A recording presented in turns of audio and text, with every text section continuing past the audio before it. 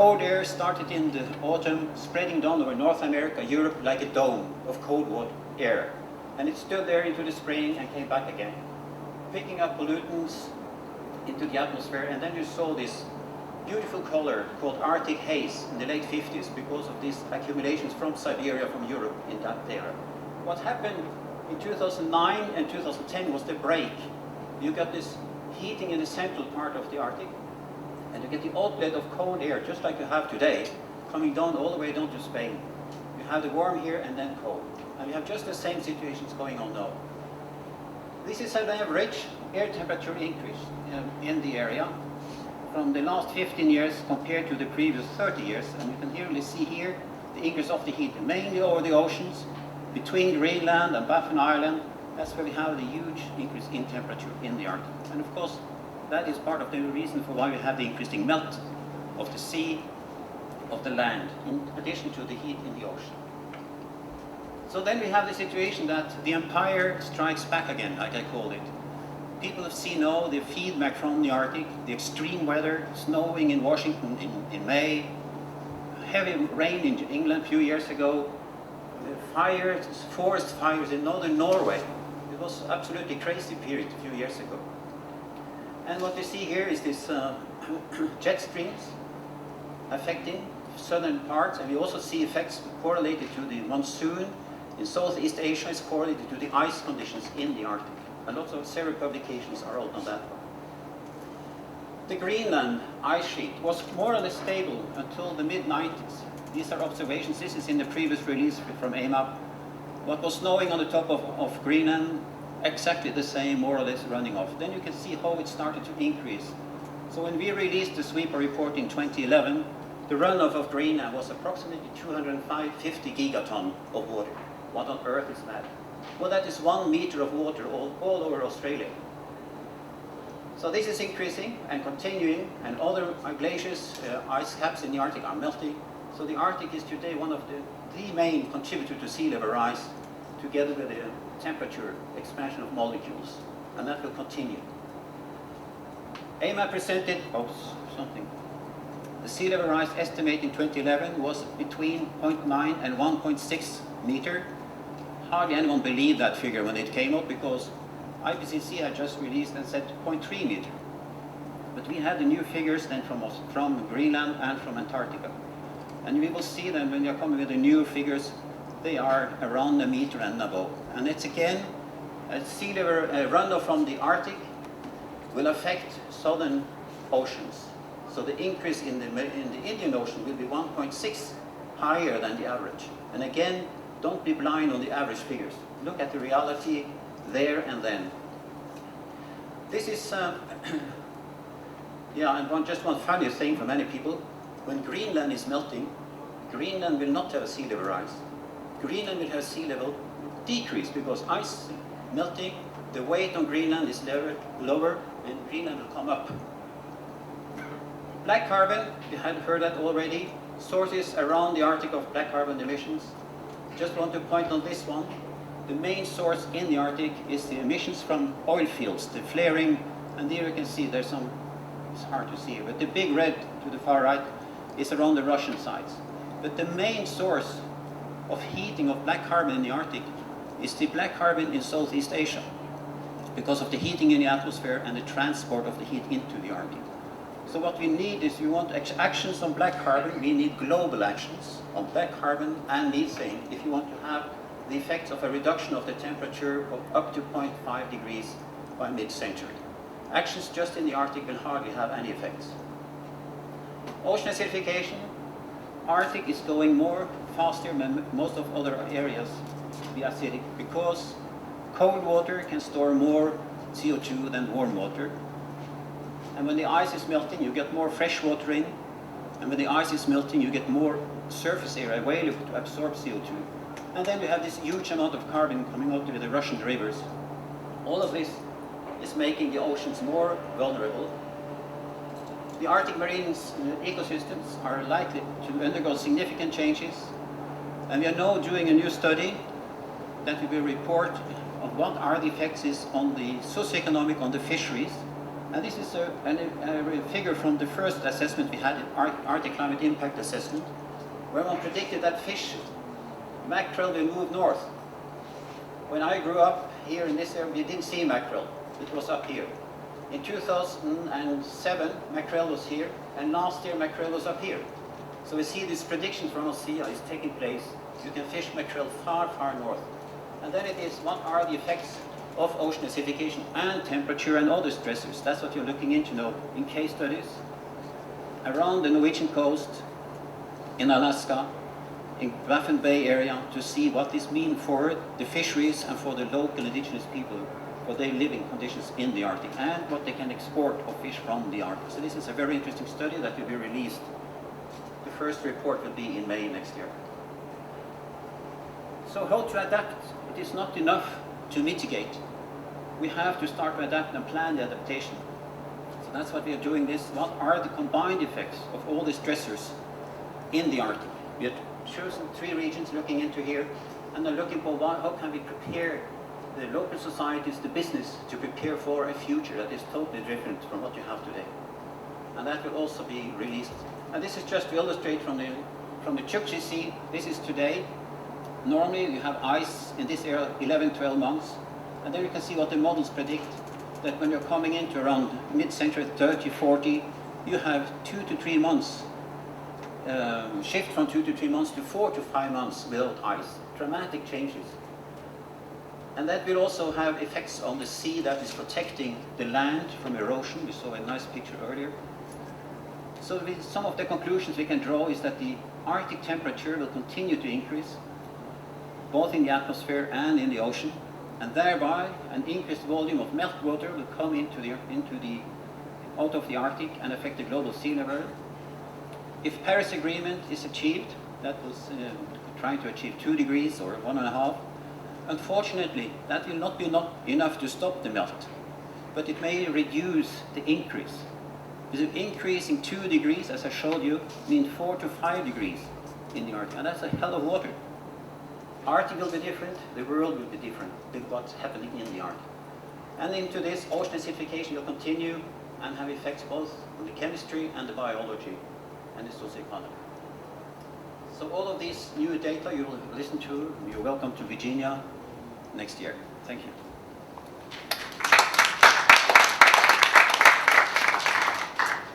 Thank you very much, Lars Otto. That's quite depressing, really. It's my pleasure to invite Professor Hans Otto Portner.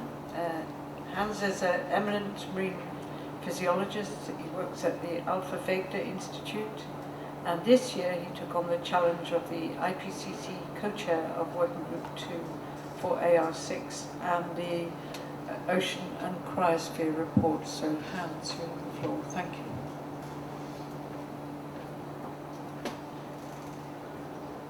Thanks very much, Carol, for the introduction, and thanks a lot for the opportunity to be here and talk to you about the activities of IPCC in the context of oceans and cryosphere. We look at key vulnerabilities, impacts and risks at 1.5, also looking at socioeconomic aspects and comparing these and to the avoided impacts and reduced risks. So it should be a comparative treatment of a climate world in 1.5 because comparison is needed to put this into perspective. Time frame will be an issue and mitigation pathways. This is just an example of what should be treated in that report. And some of this may already building on the AR5 where there has been consideration of vulnerable ecosystems, and there has already been information which allows us mainly with the RCP 2.6 scenario to draw on information for 1.5 degree warmer world, as you can see here, where according to IPCC findings we can make the distinction that in a 1.5 degree warmer world there may be sea ice left some in the summer in the northern hemisphere, whereas in a warmer than 2 degree world we are looking at a situation where the sea ice will be completely lost. And you've seen this figure already where you see indicated how in a 1.5 degree world the situation may stabilize with some residual Arctic summer sea ice left, but you also see there is quite a range of uncertainty around that needs to be considered. Now, what else can we say about the world under different degrees of climate change? This is looking at the oceans from the point of view of productivity shifts, and these are latitudinal shifts that concern virtually all organisms, but also those that represent primary production. And you see how in a warmer world productivity is moving north, moving and south, moving to higher latitudes, and this trend is exacerbated in a business as usual scenario, and you see how the so-called desertification of the ocean gyres at mid-latitudes is actually exacerbated by a warming ocean. This also reaches up to the higher organisms, where again organisms move in response to the warming trend. You see the reddish areas here, where there is a decline in biodiversity and decline in fish stocks and invertebrate stocks. This summarizes information for about 1,000 species, where we see a decline in fisheries catch potential at low latitudes, affecting especially the developing countries and their artisanal fisheries in those areas, whereas in some higher latitudes you actually see the blue indicating an increase in fish stocks. But on average there will be smaller fish, and there will be about a 20 to 30% decline in fisheries catch potential in a 2 degrees warmer world. And these trends, as far as we know from a recent projection exercise, are exacerbated by the warming-induced oxygen loss from the oceans. Now, what else is happening, indicating a transition of critical thresholds? And there's one system where we all know that it is already affected by the warming trend, and this trend is continuing. And even in a 1.5 degree warmer world, we already see a high risk of losing up to 90% of coral reefs and their services to humankind. Ocean acidification has also been mentioned. You see the different trends here in the inset, where the pH decline, which is measuring, quantifying the acidity decline, will either go unabated in a business as usual scenario, or with ambitious emission reduction will be reduced. And you see the different calcifiers here in the acidified world, indicated by the bluish colors according to the pH scale. You see again the trend of high acidification in high latitudes, especially in the Arctic, because there's also freshening happening. And then you see the ecosystems affected, the warm water corals here, the green dots, the purple dots indicating the cold water corals, and then the yellow areas indicate the areas where humankind relies on calcifiers for fisheries. We know that sensitivities differ between different groups according to the different CO2 exposure experiments that have been done, and which can serve kind of projections of how these groups will change in the future. And you see that the fraction of sensitive species early on is high in the mollusks, is lower in the crustaceans, and is high again in the corals, but lower in the cold water corals than in the warm water corals. This gives us some projection for acidification impacts by the end of the century. And we know again that risks are enhanced by warming extremes. Now, how do we bring all of this together? You have already heard Carol talking about the assessment of risk, and actually the risk concept developed by Working Group 2 during the last assessment cycle has been a role model for this. And you see here the burning ember diagram, which distinguishes the risk from undetectable to very high according to color code, and how we can then allocate risks according to the different long-term global goals that are being discussed.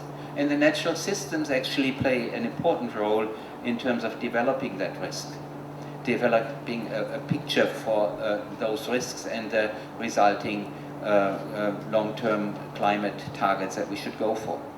Well, you've seen this slide already, and actually we've been bringing the IPCC model of risk assessment together in this paper, actually this year in Nature Climate Change, where you see the sort of planetary boundaries for the oceans associated with the temperature, different temperature worlds. The black line gives the 0.8 degree world, and the white line the 1.5 degree world. All of this is in the yellow area, moderate risk area, except for the coral reefs, as Carol has indicated, and we can pretty much confirm and emphasize here that all of the INDCs which would take us to a 2.7 or 3.5 degree warmer world would take us into a high risk situation, and which should initiate and increase then the ambition for further mitigation efforts.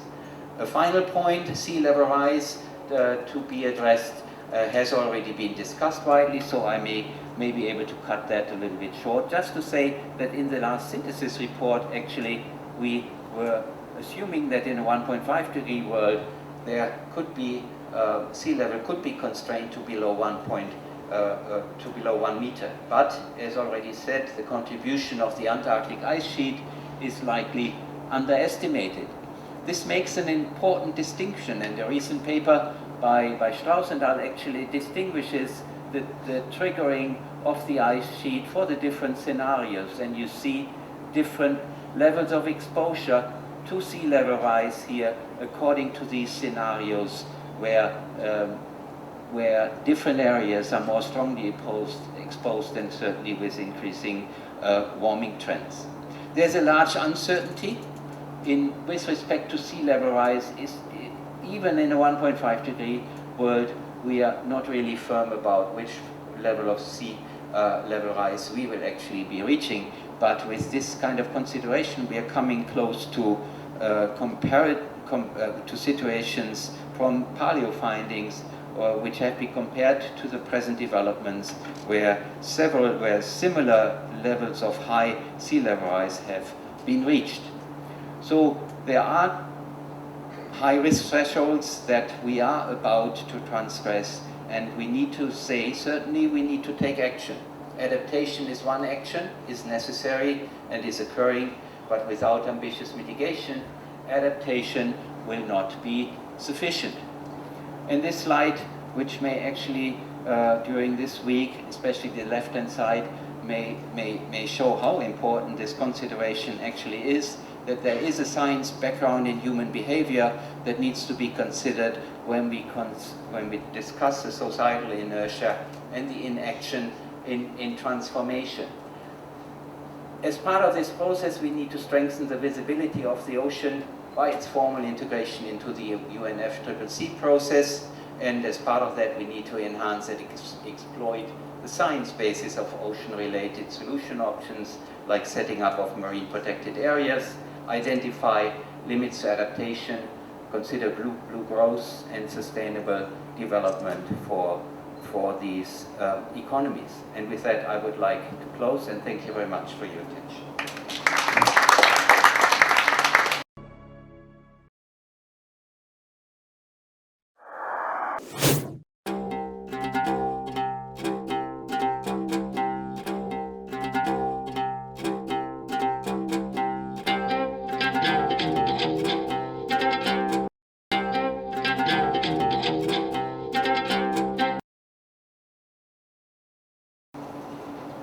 I think the urgency of ratcheting up our CO2 emissions has come across very strongly indeed. It's my pleasure to invite Vladimir Ryabin. He's an oceanographer, a climatologist, marine engineer, and at present serves as the Executive Secretary of the Intergovernmental Oceanographic Commission of UNESCO. Vladimir, you've got 12 minutes. Thank you very much, Carol. You know, actually, you see what's happening with the planet Earth, and I'm standing between the talks and the dinner. It's a very difficult situation. So, in principle, what I would like to state that I wish to take us from the last picture that Hans Otto shown with heads in the sand. we need to do something about this. And you know, at least the IOC of UNESCO will try to do something when it comes to the ocean. But the distribution of mandates is pretty complicated in this world. Discuss with you some multidisciplinarity in the Earth system. Lars Otto already said that, you know, that if Greenland ice sheet melts and the Antarctic, then sea level rise will be mostly in the tropical areas. But this is what we see now. This is the current picture of highly uneven sea level rise. It's affecting mostly maritime continent, and then let us look where the strongest tropical cyclones are. And we still remember that cyclone Hainan that destroyed a lot of villages in Philippines. But you know, this is kind of environmental look at the problem. But if you look at what's happening in these big cities, they kind of tend to develop exactly in this region. And of course, people tend to go towards the coast and they live on the coast. But what is important also, these mega cities, they're so heavy, they extract so much groundwater, they tend to also subside. And the speed of this subsidence is even higher than the speed of sea level rise. So we not only have these environmental problems, but a lot of engineering problems and civil protection problems that all need to be considered together. If it also consider on top of that, that this is the area where we are losing a lot of mangroves, which also contributes to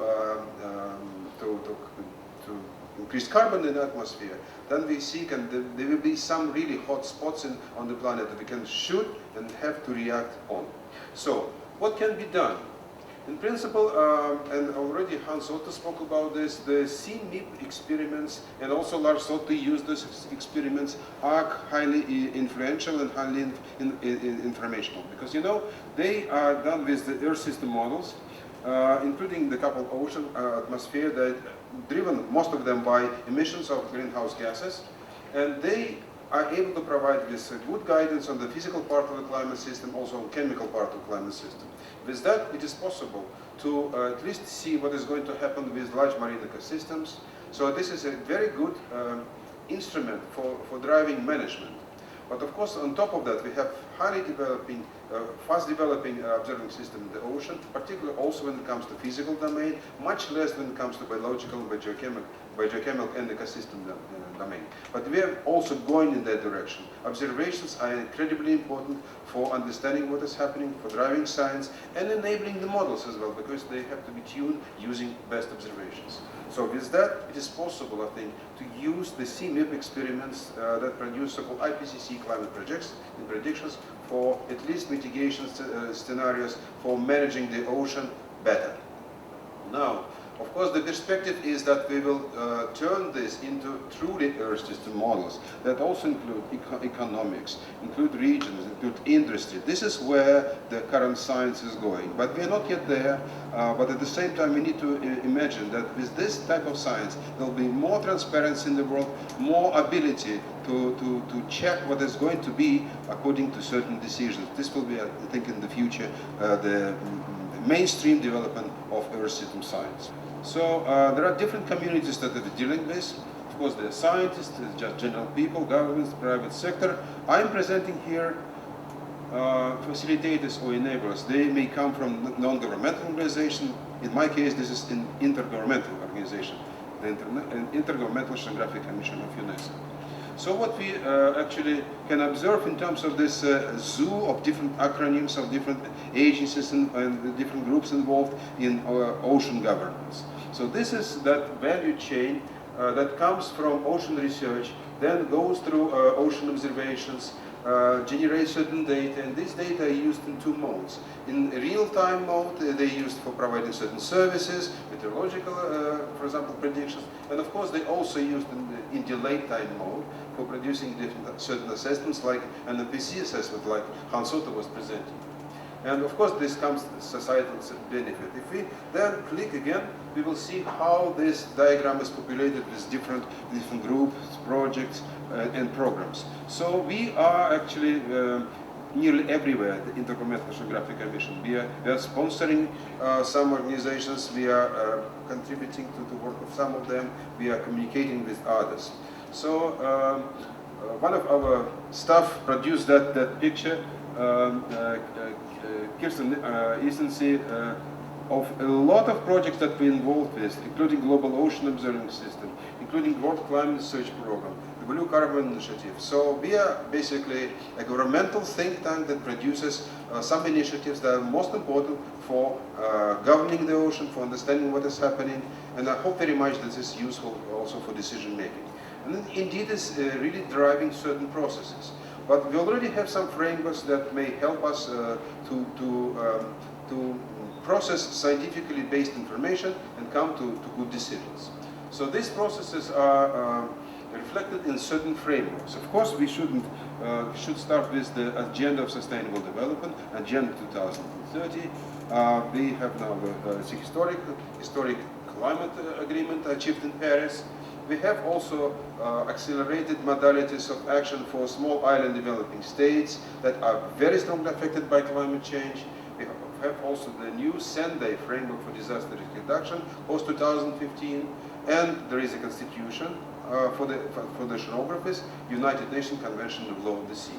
So we try to use all these mechanisms and try to use the constitution to move forward on certain decisions. So what is happening, for example, in terms of governance? More than 50% of ocean surface is beyond natural jurisdiction. If countries would like to protect their biodiversity in the exclusive economic zones, then this area remains unprotected. So now there is a decision that there must be some legally binding instrument for protection of biodiversity beyond areas of natural jurisdiction. This process needs to be informed. So we work with United Nations in New York, and we conduct certain events like here, and we inform them that we need to derive that regime, and very likely this regime will be, I think, designed and agreed, I would say, in 2-3 years' time. Now, there are also already specific things that we are responsible for, and some of them are reflected in Sustainable Development Goal 14, the standalone goal on the ocean. So this goal includes actually 10 targets, and they are related to elimination of pollution, turning fisheries into more healthy mode in different ways, particularly by removing substitutes to huge fishing fleets that basically have huge bycatch, and they also basically kill fish nearly everywhere.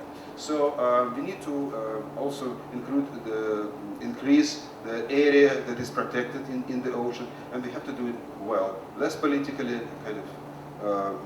less political, but more kind of science-based. But IOC is responsible for two very important things there. We need to engage the community into studies of ocean acidification and trying to find ways of dealing with this. So a lot of people in this room actually contributing to this very important process. And the second thing that we are responsible is the target 14A, a cross-cutting target. We need to build the capacity of ocean science and transfer of technology. Technology is not really kind of instrumentation. Technology is information technology.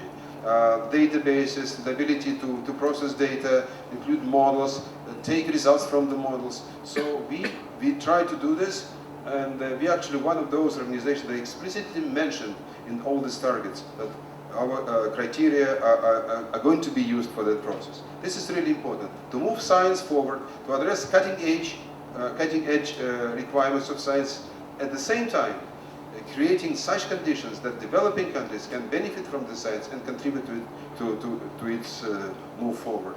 So now, what needs to be done in the ocean? And Hans already started this topic.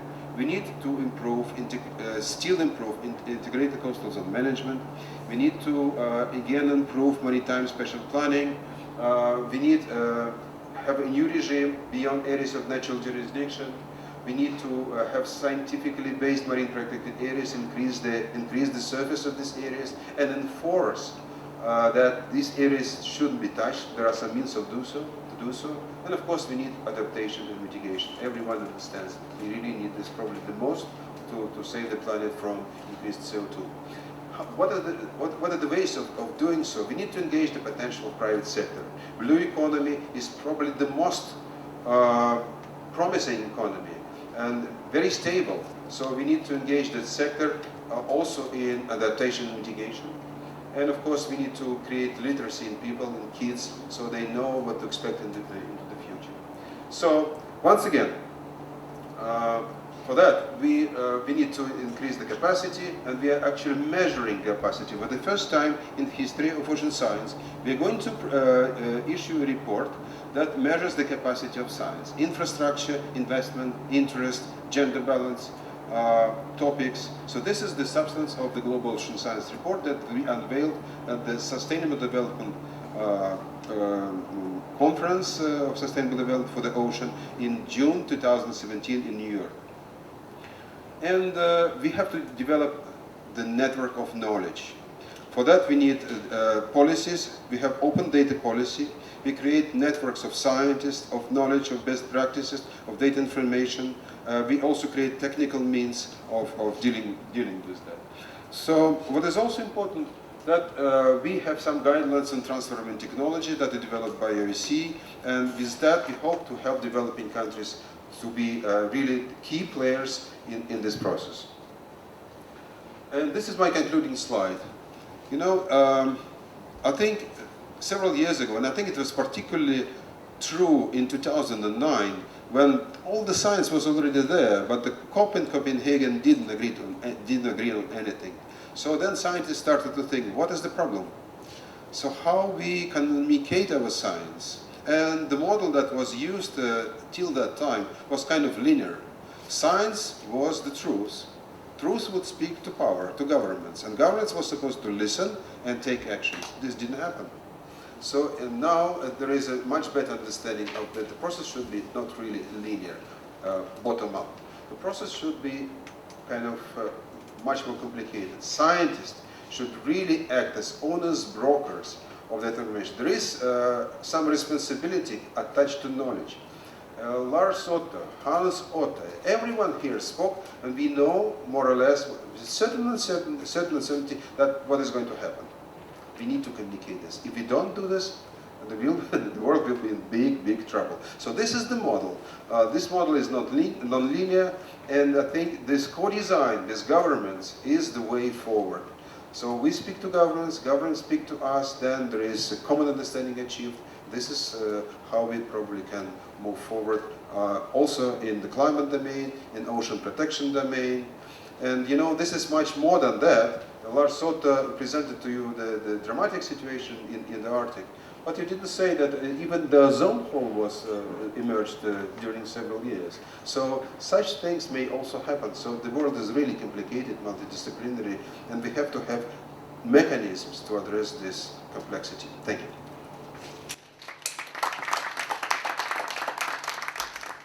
Thank you very much, Vladimir. Okay, I'm handing over to Svante to do the questions. Fine, thank you very much. So I see immediately someone raising her hand, so please. Now, Carol mentioned that the national contribution, intended contribution of countries are not enough.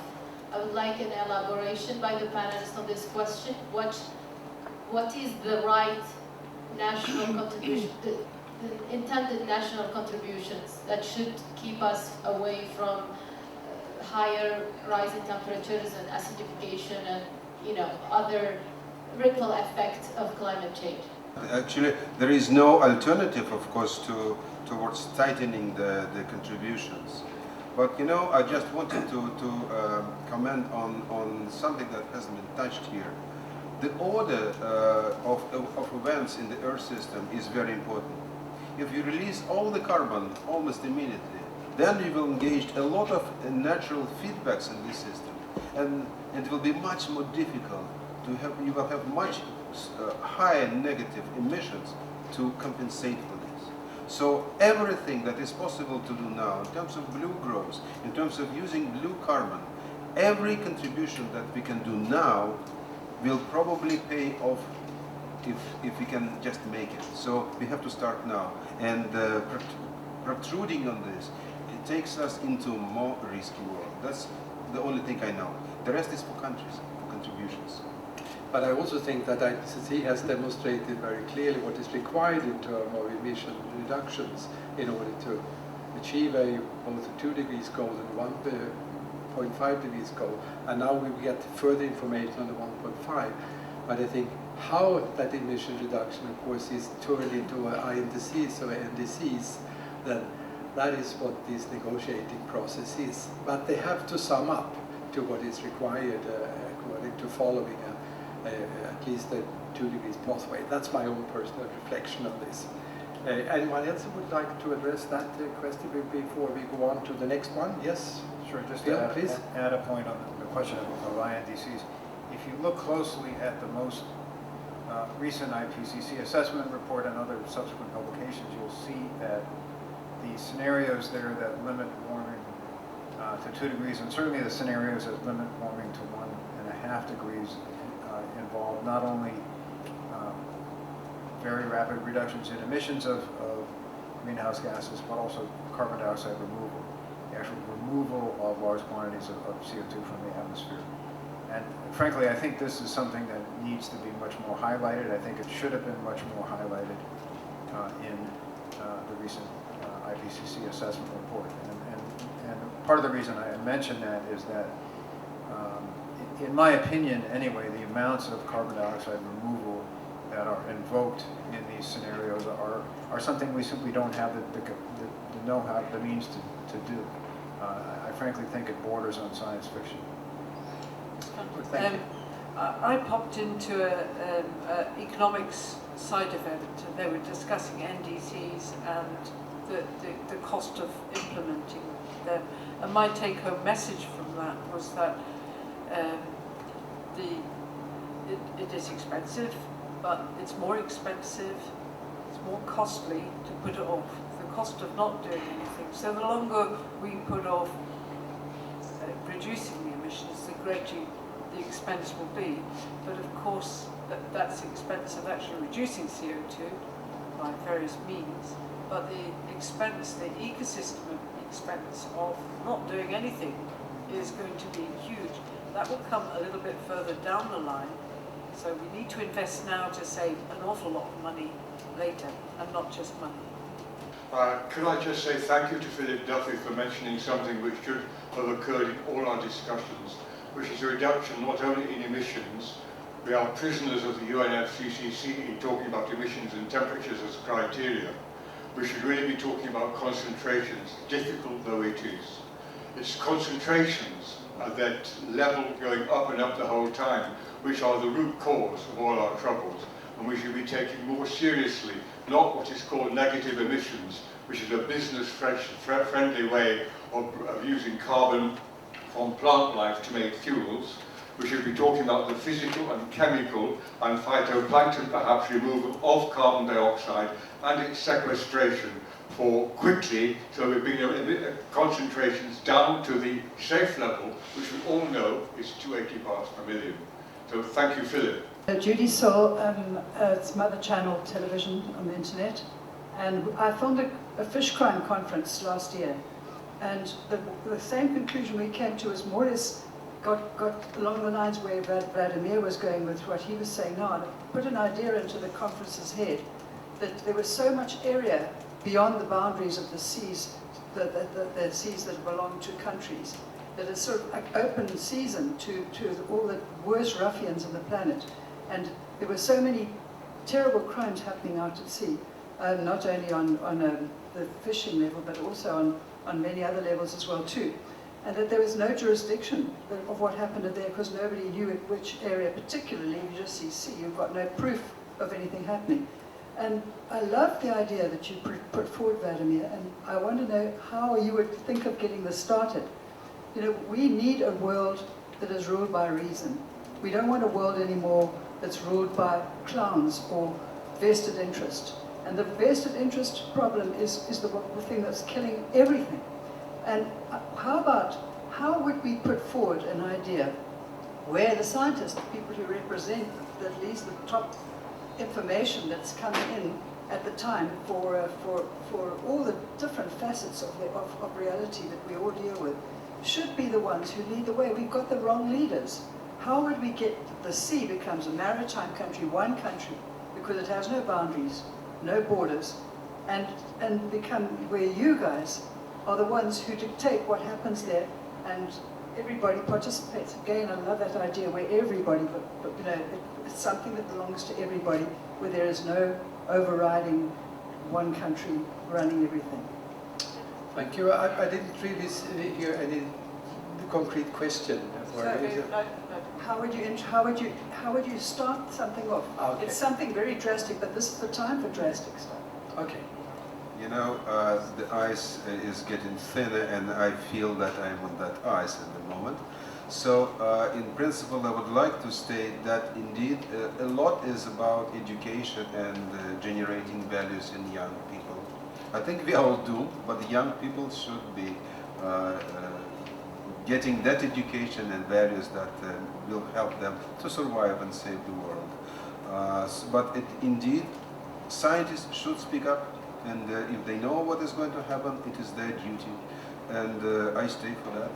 But I think it's just much more than that. More than convention on climate change, we need the convention to reduce the greed. Yeah, I think that there is a general consensus about that, but Carol would like to take that a little further. I mean, I'm really sad when I look at a number of politicians who aren't scientists. We really need more politicians who actually understand science, as well as scientists that can communicate to politicians. So we really need to join this up. Thank you. And Lars Otto, please. Just a small comment. All of you have spent a lot of energy to produce readable reports from the science. Looking back, we have maybe addressed the wrong audience, because we have tried to address the decision makers. But it's not the decision makers who vote the politicians. So we have to address the voters, those who elect the politicians, much better than they've done. That's a big failure, the way we have communicated over the last 3 decades. Okay. Those are very important words, I think. Yes, please. So I'm wondering, and something I think about a lot, is it given the low likelihood of avoiding 1.5 degrees or potentially even 2 degrees of warming, we are looking at quite likely passing some of the thresholds that are being discussed. So then what becomes the role of the science community, all team of scientists up here, in helping the world deal with the fact that we're likely to pass these thresholds? This question is being asked very often, because there's certainly a likelihood that we will miss the 1.5, but still the world wants to know where we stand with respect to impacts and with respect to avoided impacts, and we need a reference for that. And it's then good to have a reference what a 1.5 world would look like compared to a 2-degree world, and compared to a world that becomes even warmer according to present INDCs. So in that respect, such a comparative treatment is important, and then the world can decide which climate target they would like to go for, and which climate target they would think is feasible and worth the effort. May I make a follow-up question myself concerning that? I understand that you could also consider some sort of overshoot scenarios where you actually go temporarily above 1.5, and then by negative emissions you could come back from above to 1.5 degrees. Yeah, just to say that this is actually considered in the 1.5 report as well, and this is posing interesting questions for the oceans, because the oceans are a buffer for the climate system. They take up more than 90% of the heat presently, and they're lagging behind with respect to the warming trend. Then you would have to ask, for example, with respect to ocean ecosystems, how much of an overshoot is tolerable with respect to avoiding severe and dangerous impact. Yes. If I Yes, could, the next question. if I could yes. add a comment on overshoot. I don't like overshoot scenarios, and I don't like them for policy or psychological reasons and scientific reasons. Policy and psychological reasons, I don't like offering the temptation of saying, okay, we can postpone action now and we'll fix it later by means that we have yet to invent. I think that's a very risky way to run a planet. The other point which has been made earlier is that certain consequences, well, certain consequences are irreversible. In an overshoot scenario, you're going to allow more emissions of greenhouse gases, for example, from thawing permafrost. You're going to allow more sea level rise. Those consequences are irreversible. Even if you succeed in magically sucking CO2 out of the atmosphere and putting it somewhere, that methane that came out of the permafrost isn't going to go back into the permafrost, and the sea level rise isn't going to recede downward. So you have to consider the irreversibility of certain processes. I was wondering if we, in paleoclimatic data, we already observed such a methane release from the permafrost, maybe at the end of last glacial maximum, or I don't know if it... We released a methane report last year, and we were more looking into the future, and we don't see the big explosion that someone had a theory on. What we see is the release of methane will increase as the temperature increases and the thawing, so there will be more or less a linear increase in the release into the future, the decades, and into 2100. So we don't see this big bang that someone had in the newspapers last year. When I see and follow over all the years what is done by IPCC, and I want to continue what have been the questions of the two questions before with negative emissions, I'm extremely worried how poor is the understanding of the energy system is the main contributor of the CO2 emissions. Because what I saw over all the years, and I have to introduce, I'm researching 100% renewable energy systems in a high spatial and temporal resolution. And I'm really worried how low is the understanding of the energy system in the IPCC reports. It's extremely conservative. The assumptions are conservative. The solutions are thought in nuclear. They are thought in CCS, but we know CCS is a PowerPoint technology. It does not work in the real world. It's used in the oil and gas industry to get more oil and gas out, but not for what we're discussing it here. And when it comes to the renewables, the understanding is extremely poor. When you see even the scientific publications of the last 2 or 3 years, the cost assumptions for solar PV for mid of this century are higher than what we have today, for example, in India. And we're not talking on batteries and other things. It's just not happening there. So a place I can only call or cry out, discuss with your colleagues that this stuff is done better. Even Hans-Joachim Schellnhuber and Stefan Rahmstorff wrote a Nature climate change comment mid of this year that we cannot continue with that. I'd like to once again thank all the speakers, but I would also like to thank you, the audience. It's been a wonderful time together, I think, so thank you very much.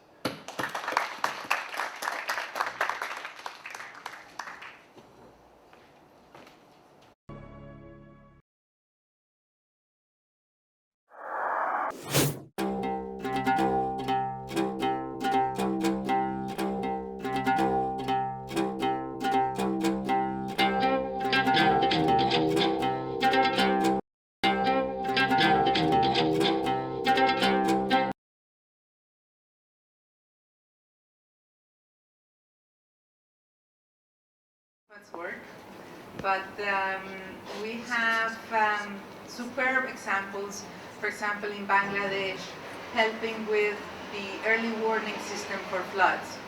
And this flooding system helps these smallholders, first of all and foremost, to stay alive when the floods will start. Other experiences like in the southern provinces of Mozambique, for example, which is very drought prone, to have tolerant cassava so that they have other crops that will survive climate. We also help them with better livestock.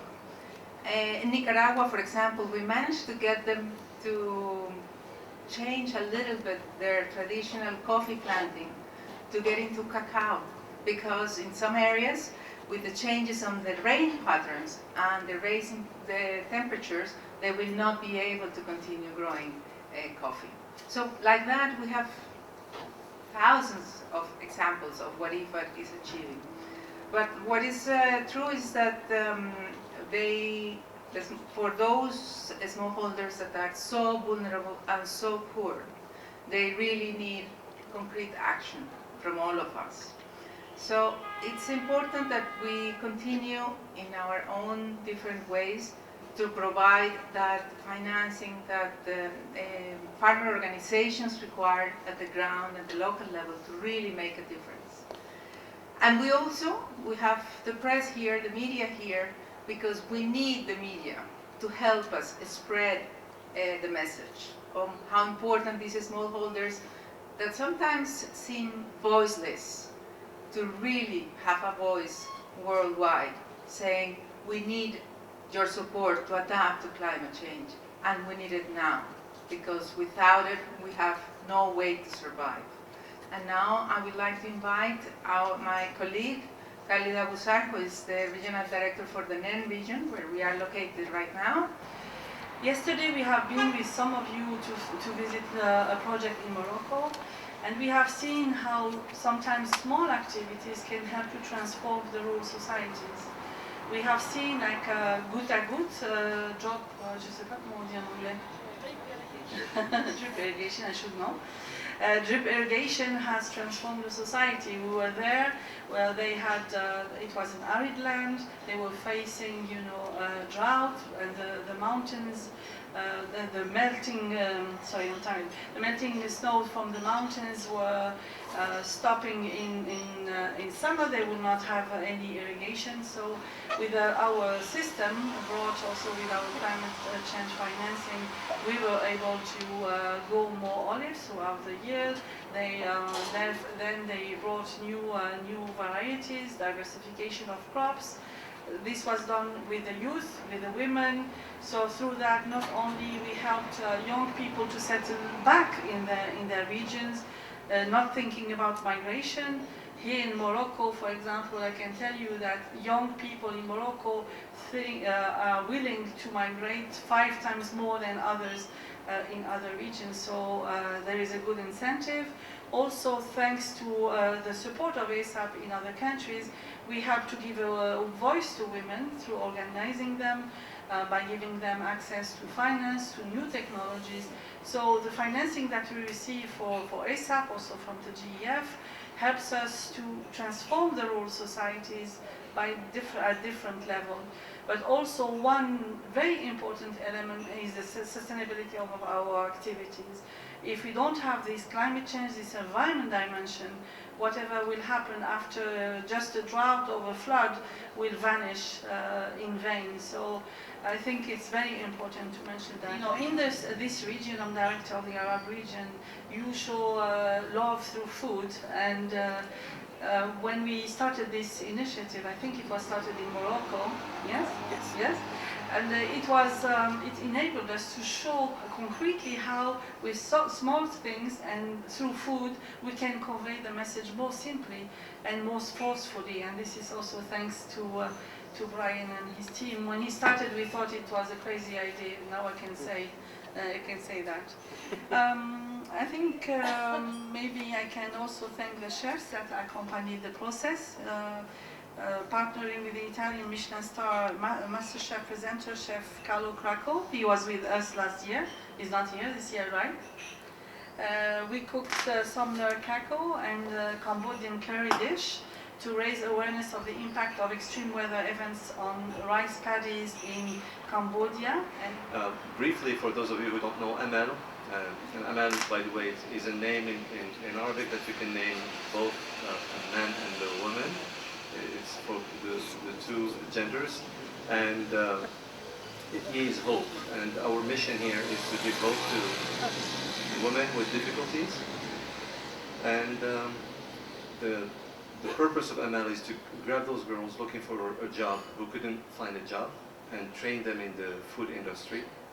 And among these girls are so many who come from the outskirts of Marrakesh, so the rural areas, and they come here to learn culinary arts. And when I say learn, that means they learn everything that has a relationship to restaurant and hospitality service. So from cleaning to serving to learning foreign languages so they can communicate with people that they're serving, and also to have basic coaching and communication skills. So we do train them for 6 months. They're taken care of because they don't have any income, and that's the main criterion for selecting them. And plus, we look for age and we look for certain things, but mostly people who don't have any income or very low income. And once they get in, they're taken care of financially speaking for 6 months. So they don't pay transportation, food, lodging, or even uniforms. We get that for them. So we give them a platform where they can discover their skills and learn and advance. And we do internships outside the ML, and then after that, our mission again is to find them a job, to give them that independence. Economic independence here for women is very important. So this is what we've been doing for about 3 years now in this center. Luckily, with the help of so many people and support from many people, we just opened the second center about like 2 weeks ago in Marrakesh, and we're hoping that this model will expand in other regions in Morocco and elsewhere in Africa, because there is a need, and this is a model that can be adapted to each region to consider their culinary arts and their specifics for each region. I'm Margarita Stralaga, and I work for the International Fund for Agricultural Development. And I'm Chris Nelia. I work also in the International Fund for Agricultural Development in communications. What are you trying to do as a group? We are trying to ensure that the 500 million families of smallholders in the world are able to improve their quality of life, are able to have the same opportunities and the ability to have their future in their own hands. How do you do that? Well, smallholders depend on the land and the fisheries, and they require to adapt to climate change. They are extremely vulnerable to climate change, and they are very poor. So our objective is to really help them be more resilient, be able to cope with the shocks, with the droughts, with the excessive salinization, with the changes in temperature, in the problems with floods. So basically what we are trying to do is make sure that they know what are the best crops or the best seasons to plant those crops. So do you go into an area and just pick on the very first person you see and say, have you got a problem? No, not really. No. I mean, IFAD's been doing this for quite a while, since the 70s. So there's very, I would say, deep ties with some of our experts. They've been working in these areas. They know them quite well. So what we've been doing recently now is we have this portfolio of climate funds, public climate funds, and we're trying to use some of that climate money now to direct it to small farming systems and try and, as Margarita was alluding to, make sure that they're not undermining their natural resource base, that they're able to produce sustainably, so at the end of the day they don't rely excessively on farming inputs, or just that their livelihoods are viable and that they're not vulnerable to either outside stresses or climate shocks and stresses. Do you ever go in there and find that the people are starving? In some cases, yes. In Mozambique, for instance, we have this project that we started in 2012. There's serious famine during the dry season. They got hit very hard with the 2015-2016 El Nino. So what we've been trying to do, that's in southern Mozambique, they get hit hard with drought and they get hit hard with flood, different times of the year. So what we've been trying to do there is basically give them a drought-tolerant variety of cassava. It's a very popular crop that they're growing there. So they can weather that drought, and also for the livestock herders, that they have more veterinary services, that they can tend to their herds so they have less mortality when those droughts come. That, to give you one example where really famine is, it's a pretty dire situation without kind of outside help. Do you believe in fertilizer? Yes, I think many soils in the world require some type of fertilizers.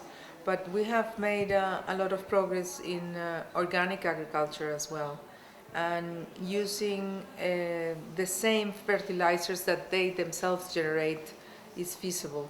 So One of the other elements in which we are working with is with the research institutions to try to make sure that the amount of fertilizer required is the right amount and is the right concentration of the different components.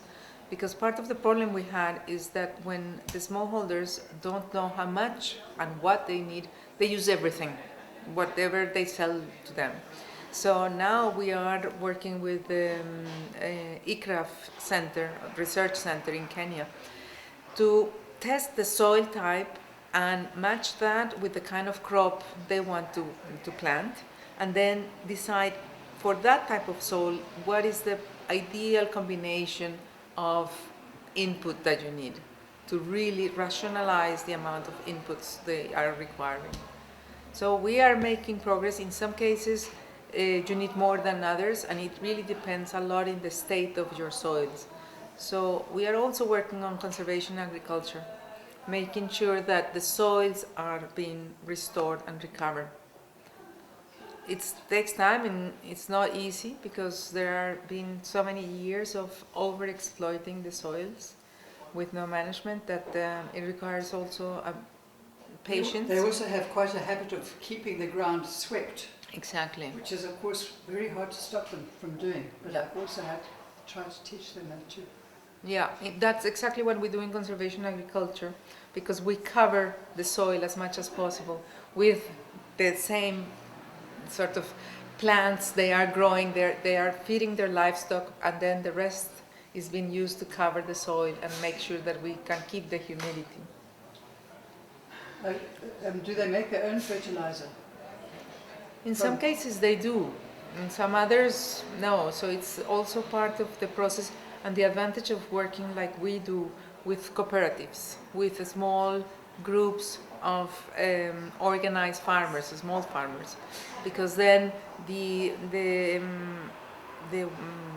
kind of equipment they need, they can share the equipment, they can share the tasks of preparing the fertilizers, or for example in some countries they have one tractor that they share between 3 communities, so then there is no need or expectation to have one per family because it's really impossible for them to afford it.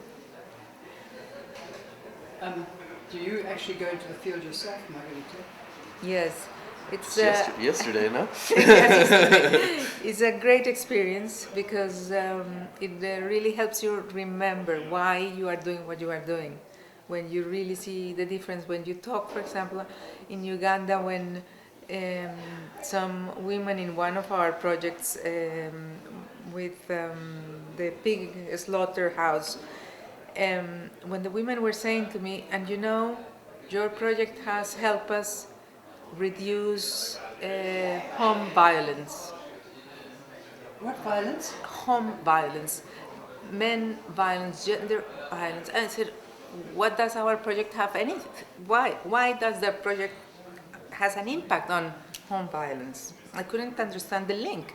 We are helping them to have these pigs, because in Uganda they consume a lot of pork. And we are helping them to process the pigs in the right way, in a hygienic manner in this slaughterhouse, but also produce energy through biogas. But one of the impacts of the project is that now the women are making money. And the women have organized themselves, and then they have established a common bank, a women's bank, and each of them has to contribute every month to this bank. But they are also now paying for the school fees, for the food, and for the clothing. So men have stopped hitting them because they need them to be able to work and take care of the pigs. So our project, which is dealing with agriculture and empowering women, has not only the impact of improving their livelihoods and their way of contributing to the family economy, but also socially it has had a huge impact. And they say now they need our money because they get drunk on Fridays, and then of course they have to come very calm on Saturday to ask if we could give them some money for their cigars, or because they know we have the money. But that's why we have it in this bank, so that they cannot take the money just from us to go and spend it again drinking. So we can have better control on where our money is going to. Isn't it terrible that it takes that to make them stop hitting them? Well, men are really terrible, brutish creatures, and I can say that with a bit of guilt, but that might be the case. So you wouldn't hit any woman, Of course would you? not, of course not. Absolutely. You see what I'm saying? A lot of men are absolutely shocked by the idea of men who hit women. I'll tell you what, I actually saw a project in Senegal last year. This was in Kaolack, the province of Kaolack, and IFAD had supported a women's group called Sisters United. This is a group of women who lived in this village, and they were reclaiming land that was fallow land. It was had been degraded over time because of livestock trampling over there. So they had reclaimed this land. They were growing Nyarka rice. It's a conventional rice, conventional breeding of seeds. So it's a short. It's harvested quickly within 60 days, and they can harvest this rice. And so they had totally taken over this land from the village elders, who were men. And at first, they gave over. They thought this land was worthless. Then the village elders started to see how they were able to produce, and they were doing quite well with it. And then it became a bit of a polemic. How are we gonna? Maybe we should start managing this ourselves. You guys are being quite successful. So in the end, the women were able to. They retained that land, and they're doing very well. But you could see that dynamic kind of come into play. That the elders are all men, and there is that dynamic in society. What a crazy situation we're in there. Yeah. Okay. Is there anything else you would like to say to the world out there? Well, that when we invest in women, we are investing in the future, because women have as a priority their children, and when they have savings, they invest them in education for the future.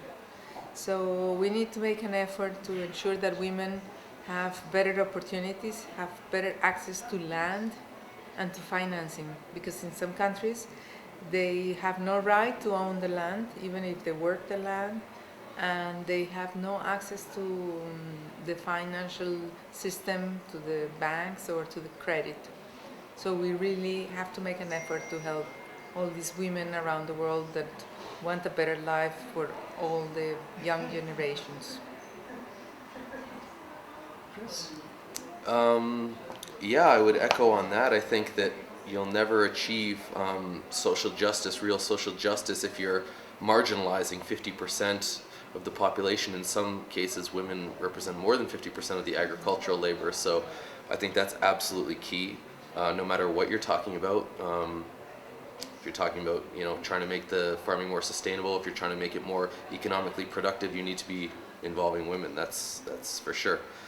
Beyond that, IFAD's been moving in the last 5 years or so towards really climate resilient outlook. We can't do development responsibly anywhere without really considering what are going to be the future climate trends, because you just don't know. You don't want that money you invest today to be wasted by what we're seeing changing climatic trends in the future. My name is Hassan Ladlouni, General Manager of MS Center in Marrakesh. And what we do in the center is we find jobs for ladies with difficulties. So we have a training program that lasts for about 6 months. And after the 6 months, we find them internships and later on work. The idea is to make them independent. The way we do it is we train them in the culinary arts. So how to cook and how to serve in a restaurant environment. And the training covers many stations of the kitchen, so they need to know basically a bit of everything in the kitchen to have a multifaceted training and be able to integrate any kind of kitchen, be it in a hotel or a riad or restaurant.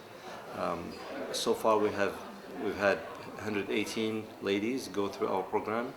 93% of the women who finished the training got a job afterwards. So we're very proud of what we do, and we're looking forward to keep working and helping women and giving them a platform where they can explore their own inner selves and develop their personalities and go forward. Wow, that's a wonderful thing that you're doing. Yeah, thanks. Thank you very much. Thank you. Did you produce this wonderful meal today, your establishment? Sorry? this was your establishment that did this drawing for me. We had And I'm not the I'm general manager. The idea comes from our president, Nora Fitzgerald, and she's an American, Moroccan, double nationalities, and she's the one actually who started the idea, and she's still our founding president, and we're just like a team working behind her to keep this whole operation working. Is that her? That's her mom who made that one. Yeah. Her mom loves painting, so. If everybody wasn't waiting, it would take longer, because it's actually a very nice place, and I'd like to hear more. Everyone has to go, I think. I think so.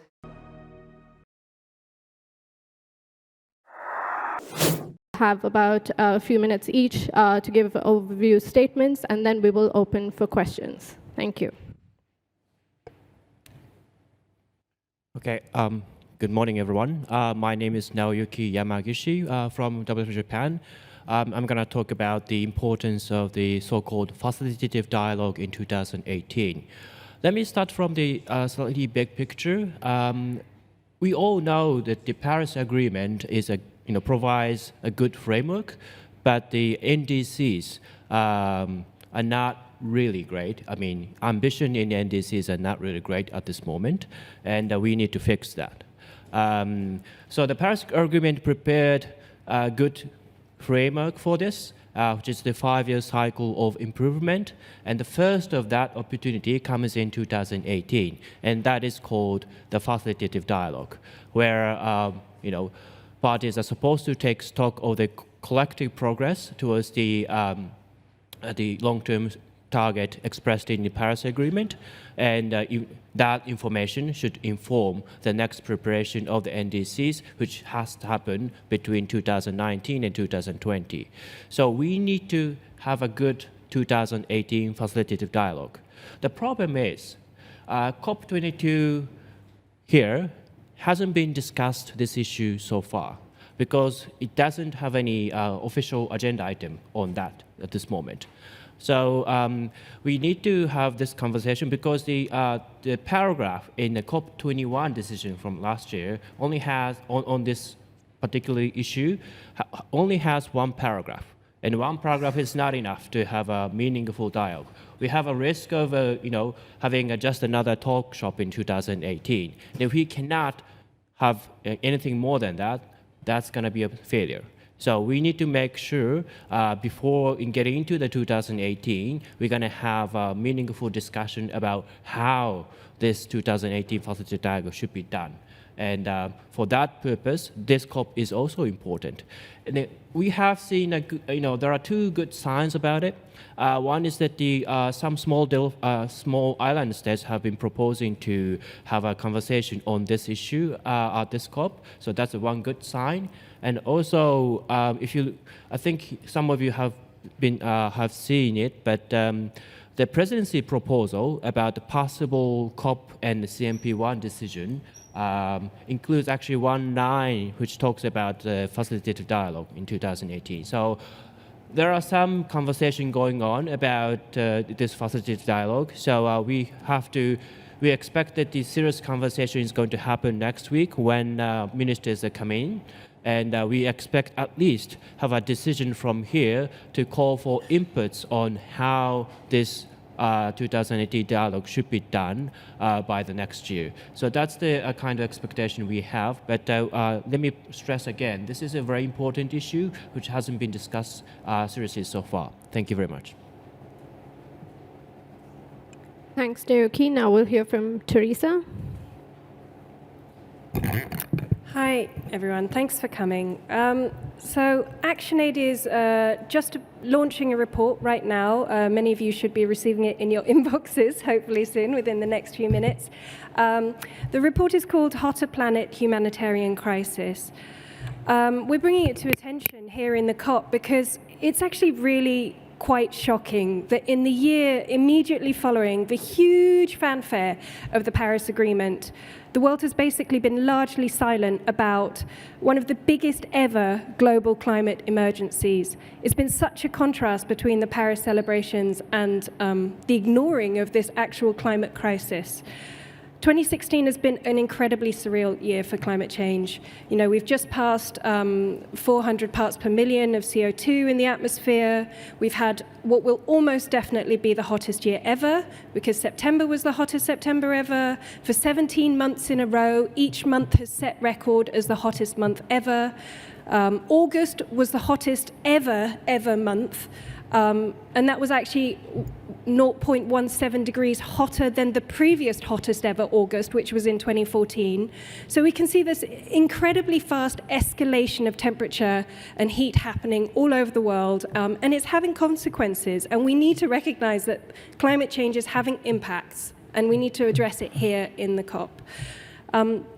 This was also the strongest El Nino event ever, or one of them, like top tied place. And we think that this may be the largest drought ever since records began.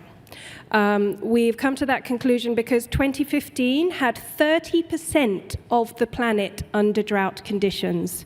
And it looks like and that was just below the highest ever drought area. And it looks likely that 2016 will be larger. But the actual data, I have to say, the actual data will not be confirmed until mid-2017. But we think all the indications are there to say this may be the largest drought ever. And we've had 400, we actually put together all the numbers of people affected by drought in the 2015-16 El Nino crisis, and we've come to the conclusion that more than 400 million people have been affected by drought. If you could show the map, please.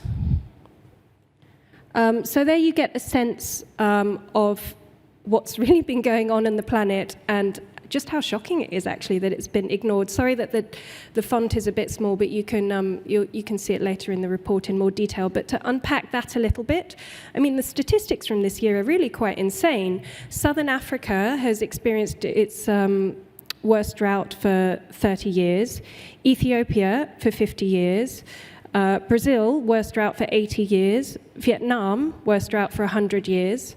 More than 24 countries have been affected by drought, covering 30, and they think that, at least 30% of the planet has been impacted. Many countries have declared national emergencies. We've had the hottest temperatures ever recorded in the Maldives, in Cambodia, in Thailand. In India, in Rajasthan, they had 51 degrees centigrade, which was, insane. Kuwait had 54 degrees temperature, so everyone is breaking records in hottest temperatures. And the impacts, thanks, that's fine for the map, you can shut it now. The impacts of all of this is absolutely devastating. So as we've heard, 400 million people around the world have been affected by drought. And what this means is that their crops are being devastated, their crop yields, are being devastated. People are incredibly hungry, and they're resorting to all sorts of negative coping mechanisms in order to cope with their hunger. We've heard stories about people just resorting to, their crops have failed, so what are they going to eat? In many cases, like in Zimbabwe, we hear about people just living off bananas for long periods of time. In some cases, people just eating leaves because, just to fill their stomachs and stave off their hunger. Food price rises, of course. Water, people are incredibly thirsty. And also the lack of water means they have health and sanitary issues. People are going deeper into debt. In India, we've heard that the rate of farmer suicides has escalated in the face of this huge drought. And women have been particularly affected. So they're the ones really exhibiting very negative coping mechanisms. So skipping meals to feed their family.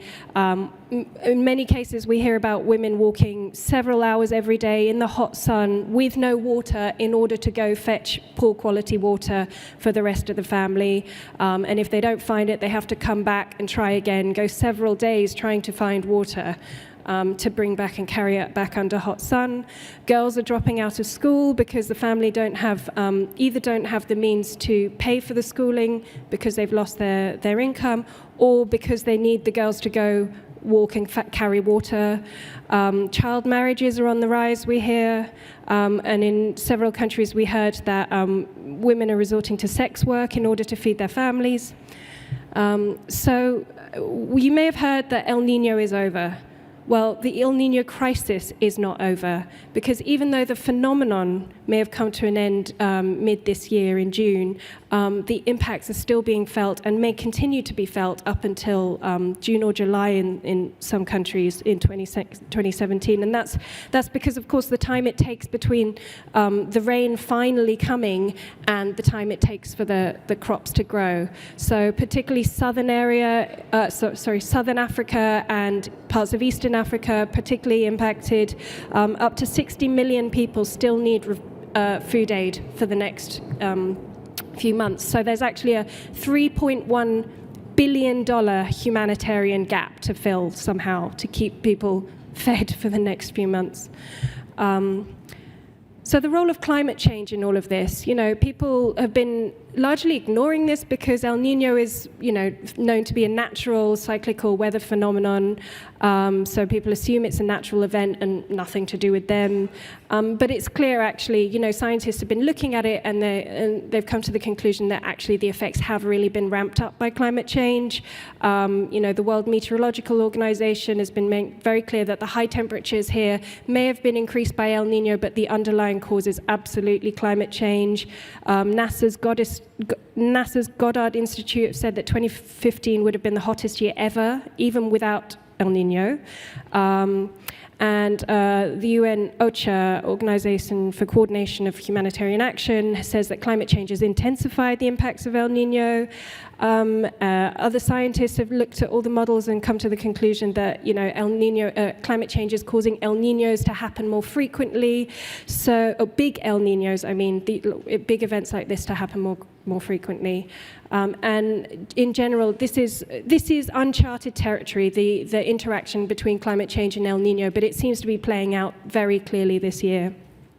So the lessons that we have to learn from this crisis is that, and to bring it back partly to this COP and the relevance, is that this shows incredibly starkly the need for investment in resilience. You can understand why developing countries are really in all the different negotiation tracks are pleading for support for adaptation, because how are they supposed to cope with crises like these without that? We also need to really scale up investment and practice in early action, because if countries recognize and call the alert on a crisis like this, and if donor countries provide finance, early action can really make a difference in reducing the impact of a crisis before it gets out of control. This crisis has actually exposed a huge gap between the climate and the humanitarian worlds as well, because the climate world has really not talked about this global climate crisis that's been taking place, and the humanitarian world didn't really talk about how climate change was causing it. So clearly there's a gulf that we need to start addressing to bring the reality of climate change home to everybody who's acting in this. And we really need to have a climate justice lens on how to respond to a humanitarian crisis like this, because all countries have a moral obligation to support humanitarian, to put forward funding to meet this $3.1 billion gap that we currently have to cope with the current crisis. But we really need countries that, to recognize their historical responsibility for causing climate change, and to, for that to reinforce their moral obligation for supporting impacted countries in crises like this. So I'll just finish by saying that we need to all remember that the current crisis is not over. We still have, billions of dollars that we need to find, and we plead countries to please put that money forward, because, this crisis is a disaster and we still need to find ways to cope with it. Thank you. Thanks, Naoki and Teresa. So we can open for questions now. I'd like you just to remind you to identify your name and your organization and stand up because of the live stream recording. Thank you.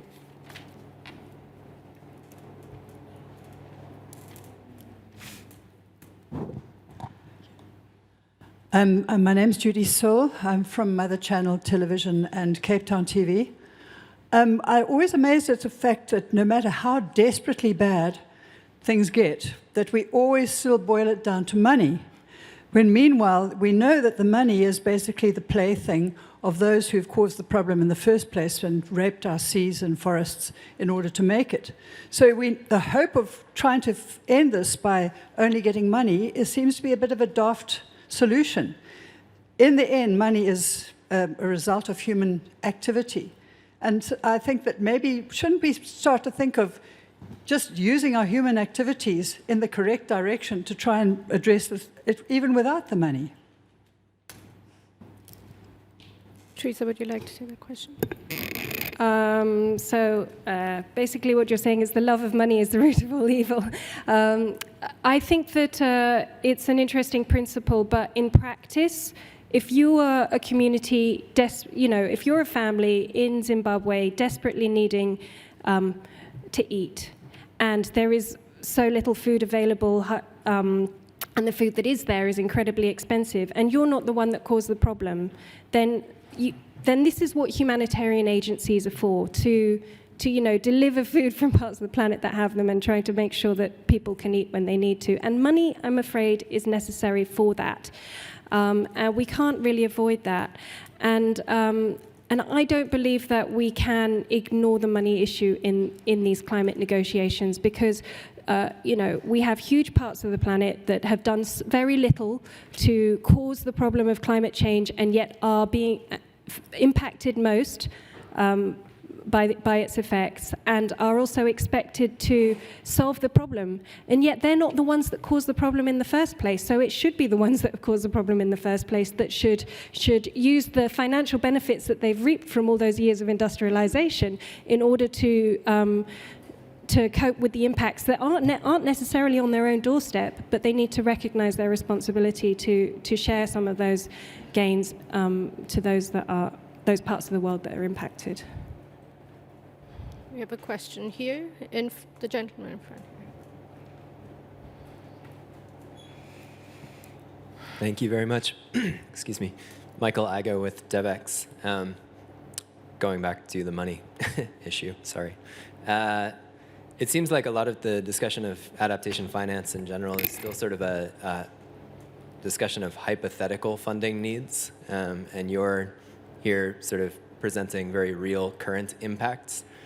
Are the things that are happening today in terms of drought, climate change impacts, the things that people are facing in the countries that you highlighted on your map, are those realities factoring into the discussions about how to structure adaptation finance today, or is it still sort of a general abstract conversation? Thanks.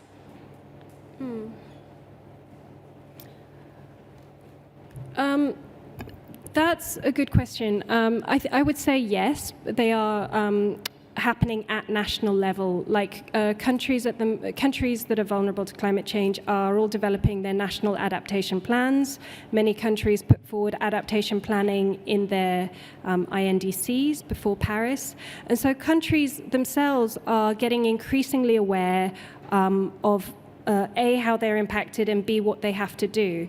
And so working to improve the resilience of crop production, develop early warning systems, these kinds of mechanisms are part of this national adaptation planning process, which is ongoing and does need to be strengthened. But that's why finance needs to be a part of that in order to operationalize those national adaptation plans. So I would say that the reason why it comes up to money in this space is because that's where the money part gets decided, but the actual practical adaptation pieces get discussed more at national level. We have a question there. Thank you. I have a question about the facilitative dialogue. Marlo Hood with Agence France Presse. First, just to confirm that this is essentially a stock taking by another name, and if you could elaborate a little bit on what you said earlier, what needs to happen here in Marrakesh for that to be successful, and exactly what's at stake? How important is this? Okay. So let me answer the last question first, because that leads to the first one. So I guess as I said, the NDC, mitigation targets and other targets expressed in the NDCs are not enough. That's everybody knows, right? And the beauty of Paris, I mean, one of the beauties of the Paris Agreement has its own self-improvement system of the 5-year cycle, right? So we need to make that cycle function. And the first opportunity of this 5-year cycle is the 2018 facilitative dialogues. So if we fail that, then it means that the Paris Agreement is not properly working. Because it's not going to close the gap we know at this moment. So that's the relevance of this facilitative dialogue. But on my, our concern here right now is that we do not have a, specific cities of the facilitative dialogue, like who is going to be present. What kind of form is it going to take, like a workshop or in series of events or technical? What kind of inputs we need, like what kind of scientist inputs have to be made beforehand? That all of these things are not defined yet, and we do not have we haven't had a discussion about it yet. So that's the issue you thought important at this moment, and then. At this COP22, it is a bit difficult to have a substantive discussion at this moment, but at least we can call for inputs from parties and of course observers like us, how it should be done in 2018. And the next year, we're going to have a substantive discussion about it. So that's the sort of stepwise approach for making it happen. But so far, we haven't have that decision yet, draft decision yet. So we need to have that kind of stuff at the end of this COP. So that's the issue, I think.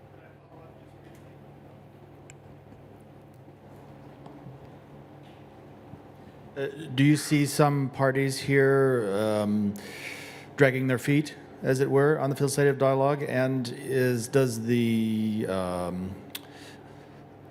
election of Donald Trump complicate that process? We have, as I said, some small island states are actually proposing to have this kind of discussion. On the other hand, we've been hearing some concerns from some developed countries and some developing countries alike that if we turn this whole discussion into some formal negotiation process, that's going to be another political stalemate. So. We understand this concern, but at the same time, there's no way around it, because we have to, in order to have good modalities for this facilitated dialogue, at some point we have to have a formal discussion, right? Maybe not today, not in this COP, but next COP we probably have to have that kind of discussion, and that's important. And then on the Trump, President, elect Trump issue, I guess. There's going to be some influence on it, but one of the key things we are trying to do in this process is to capture the good tendencies happening outside the official targets, like enhanced renewable targets or cities action, or more than almost 200 companies are pledging to have a targets consistent with 2-degree targets. That kind of outside movement, how we can capture that the positive movements happening outside of the official targets to be reflected in the official targets in the 2019 to 2020. So that's the kind of issue we are talking about. Thank you. There's a question there at the back. Yeah. She also had her hand up. Hi, I'm Lori Gehring from the Thomson Reuters Foundation. We've been hearing a little bit now with Trump about the potential problems in finance. They haven't stumped up the money for the GCF yet, and there's still plenty of money to be paid there, and so there may be some more shortfalls. How do you see that playing out for adaptation? Adaptation's already getting quite a small share of the money that's out there. If there's even less, how big a risk is that? Well, yeah, it's a significant risk for adaptation if there is no finance available. Just to make clear that in in a year when you've had the hottest year ever, and 400 million people affected, there is just no space for climate denialism anymore. No country lives in a bubble, and it's clear that that rich countries, including the United States, are having impacts way beyond their own borders.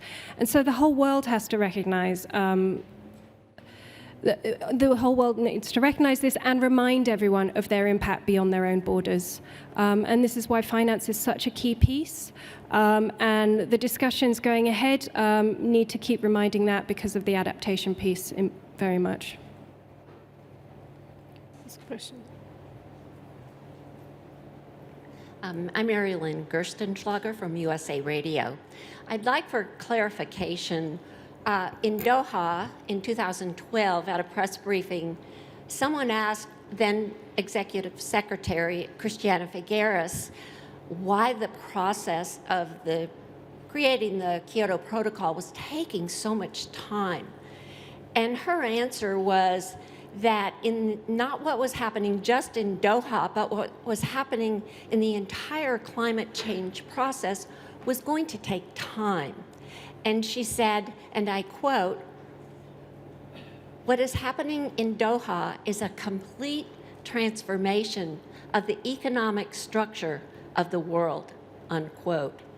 So I ask you, is when you're asking for the industrialized nations to give money to the suffering nations, would that be an example of what I would call the redistribution of wealth as a complete transformation of the economic structure of the world? Ryuki, do you want to take? Yeah, do you want to try that? No. Okay. I would say that should be a redistribution approach should be part of the economic transformation of the world, and I think that more needs to be done in the economic transformation of the world in order to really address the climate problems that we face, because we know it's the economic system that we're in that has caused a lot of the problem of climate change in the first place. We have time for one question. I'll take it from the... Hello, Susanne Goetze from Germany, Klimaretta. Teresa, I want to know, in terms of adaptation, what exactly do you want, money which will be spent from the industrial nations to the south? How much, and what do you think there will be a result here in Marrakesh about this question? First of all, I should say that my colleague Harjeet Singh, Harjeet, would you stand and wave? He can also answer detailed questions about adaptation and related to that. But I will also try. I mean, we really believe that with the discussion at the moment about the $100 billion and how to mobilize that is really, really key to this. And our position is that 50% of that should be going towards adaptation. We're also really aware that the roadmap that developed countries have put forward on the amount of finance that they have contributed so far, we don't agree with the methodology that has been used to collate those figures.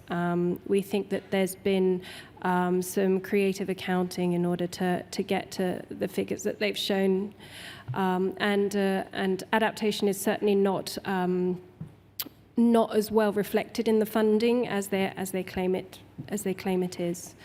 So that there are big issues to unpack and address.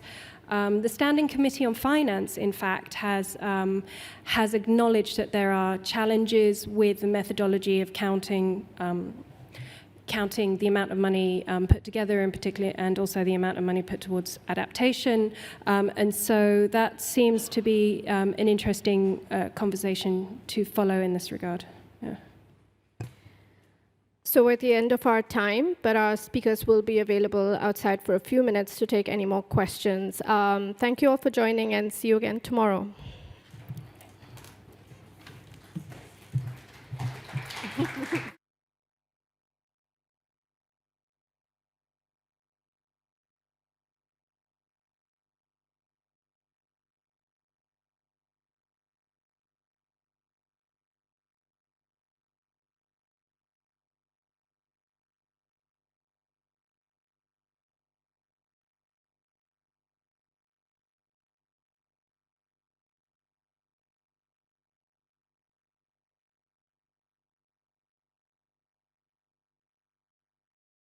holding its press conference here starting in just a few minutes, so people could get seated and prepared for the next major emission from the Climate Action Tracker.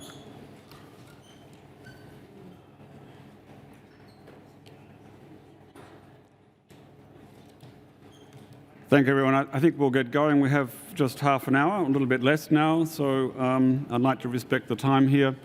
My name is Bill Hare. I'm the Director of Climate Analytics, Senior Scientist at Climate Analytics from the Climate Action Tracker. The Climate Action Tracker is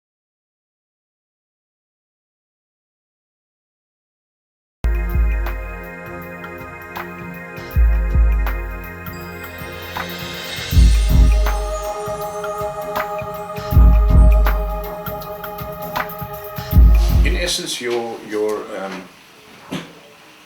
message that you got, those two messages that you got on that Friday, which you felt rather shocked about. Yes. And then we discussed them, and you filmed that, and so you have got that discussion going on from that. Yeah. And since then, of course, I have, these things go into your mind. I kind of try to get to something a bit more conclusive, and maybe provide a broader answer to what your shock was. And then there have been subsequent things happen very rapidly, which to me has kind of caused, synchronicity would be the word to use, but there is a synchronicity that's happening in so many different spheres. And I said to Jen the other day, we had breakfast, if you had to lay out a table, like a chess pieces, and you had to move these pieces around, there's to me an apparent gathering of the pieces in one direction that are building up against the pieces in the other direction. And that sounds kind of really like an oxymoron. This is what's happening. And more, and I think it needs to, I'm articulating because it may be needed for us to figure out where we want to go towards in respect of these pieces that are moving. Now let us look at the pieces, for instance, in terms of the main calendar. Yeah. Now you've met Sean. Now Sean, he has been studying the Mayan calendar, and of course there's a whole big issue about, it reached its final level, that'd be the end of the world and so. So I don't want to bring forward some sort of doomsday scenario, because I believe that there's a great degree of positive feeling, which you articulated just now when we were down there. But there was an interesting guy that came on a documentary a couple of nights ago, because I watch Al Jazeera, I watch Russian news, I watch BBC, and they have documentaries in between. And he spoke about, and he was asked about, and he raised the interesting little phrase, we're in for the long drought.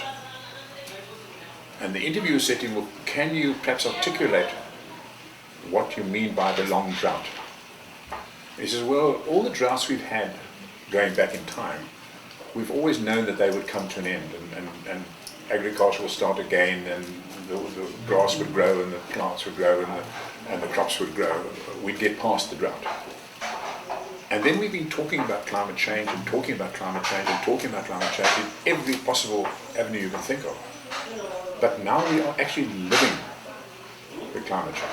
So he said, we are now actually living the long drought. And then if you flip through the news, you'll see that in India at the moment, the temperatures have gone to 50. In the last few days. They were in the 45s, they've now gone to 50. And huge areas of India are affected. Then you flip through and there's 140 people lost in a mudslide from deluge. There's been 140 odd millimeters of rain in 24 hours in Switzerland. Switzerland? In Switzerland. And that's where the mudslide was? No, yes, there were mudslides there, but I mean, have you ever heard of 140 millimeters in 24 hours in Switzerland? No. So there are major events happening around the world, which is what climate change has been saying, that the weather events are going to be very extreme, very, very concentrated, and we are actually living that. And he was saying that we're in for the long drought. So they said, well, how do you think this is going to be managed? He said, well, it's not going to be managed by the governments or the countries of this world. They talk. They're living in a fool's paradise. They are earning huge salaries. They go to the conferences. Probably 99% is for the trip and the rah. But in actual fact, they get into their luxury and they disappear. They are totally and utterly out of contact. They're also largely controlled by the big boys. Well, the whole scenario. Yeah. So he was saying that, in his estimation, we need to go back again, almost to be like hunter-gatherers. We individually have got to go to that, and we've got to change. He said, we have to stop getting our meals at the end of a 12,000 kilometre flight. He says, that's got to stop. It just can't continue. Our food sources have got to be brought. We've got to live to make our food sources nearer to where we are. He said there's got to be a fundamental change in the way agriculture is done. He said we have to start to manage what he called the long drought, because it's not going to be over next week or next year or 2 years' time. It's not going to go over. It's here until such time as the palliative efforts, if they ever come to fruition, of handling the methane, such as your professor that you interviewed in England, about the methane escaping in massive quantities in the tundra. And all these major events that are happening. But he said, basically we need to hunker down in a way, and he said there are the people that are just going to not make it. They're simply not going to make it. And then it swings to superbugs. Last night there was a whole thing on superbugs. And the estimation by this professor in England was that people will be dying at the rate of 1 every 2 seconds. Right? And then, and why will it? Because the superbugs will be particularly because of we have become so antibiotic resistant, and because a lot of those antibiotics are put into our food, into our chicken, into our beef. Now, Jen, who started her nursing 40 years ago, said when they were lecturing already that we've got to cut down antibiotics, but nothing's been done about it. And now it's coming to a head. And all these things are building to major issues. And there was a picture of a young girl of 13, 14 in Birmingham Hospital, Children's Hospital. She had an ordinary infection. They had to use 3 antibiotics together just to overcome an ordinary infection. So it's not going to happen up at the upper levels. It's just not going to happen in time. And there are going to be vast amounts of losses from famine. I mean, there are 5 million children that are on a starvation point right now. 5 million. See, then you've got malaria killing off goodness knows how many.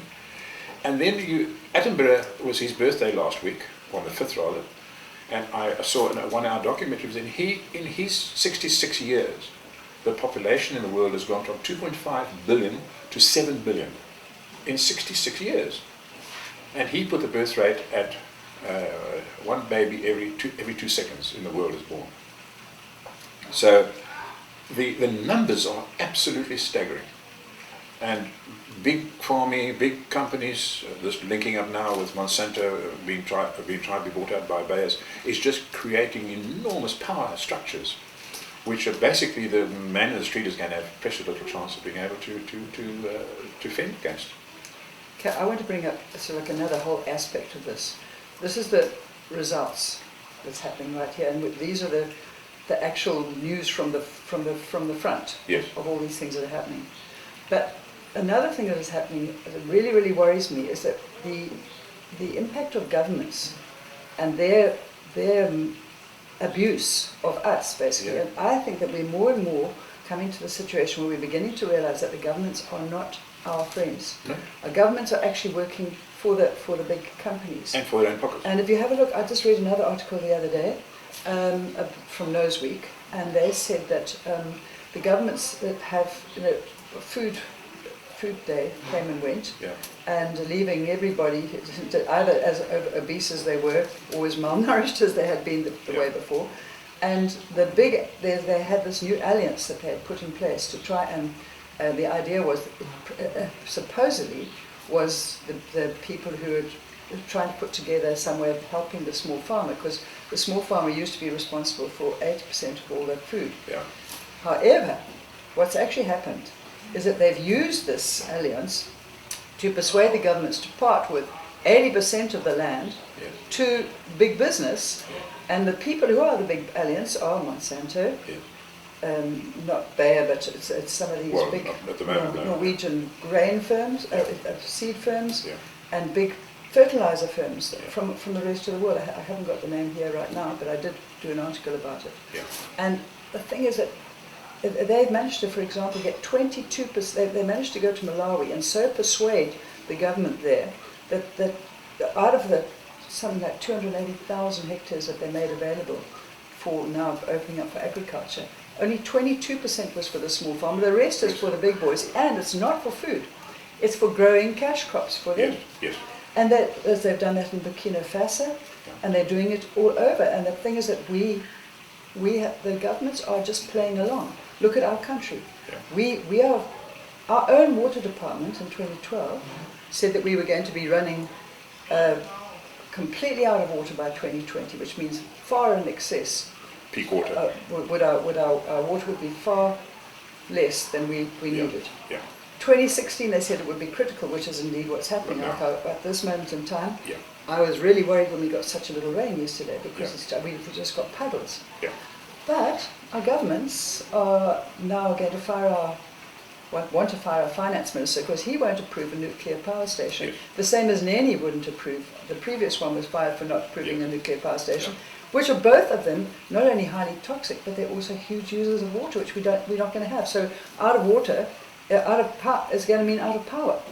So, and there's not a single thing, I haven't heard a peep of any action that's been taken about the fact of how serious our water situation is going to be. Well, our pipes are leaking 60% of our water. It just leaks. Have you picked up what's happened while we're talking about power stations? For the big coal-fired power station, which one unit has come on stream now in Limpopo, they have put down at 180 million a long pipeline to suck water from a river, and that river can't supply. And they've now tried to be negotiating with farmers for the farmers to relinquish some of the water for the power station.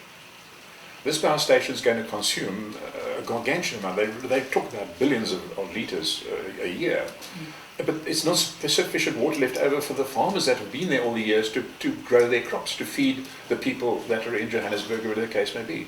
And so no diligent long-term forward planning has been done before they dug the foundations for that power station, let alone that it's coal-fired and all the nastiness you can imagine from that point of view. But the sheer lack of water for it is now going to end up in the situation where there's going to be a desert created around that power station because the farmers will not be able to farm. Also bringing people that's not even, we haven't even come to the nuclear power stations yet. We're just talking about the current ones that they put in.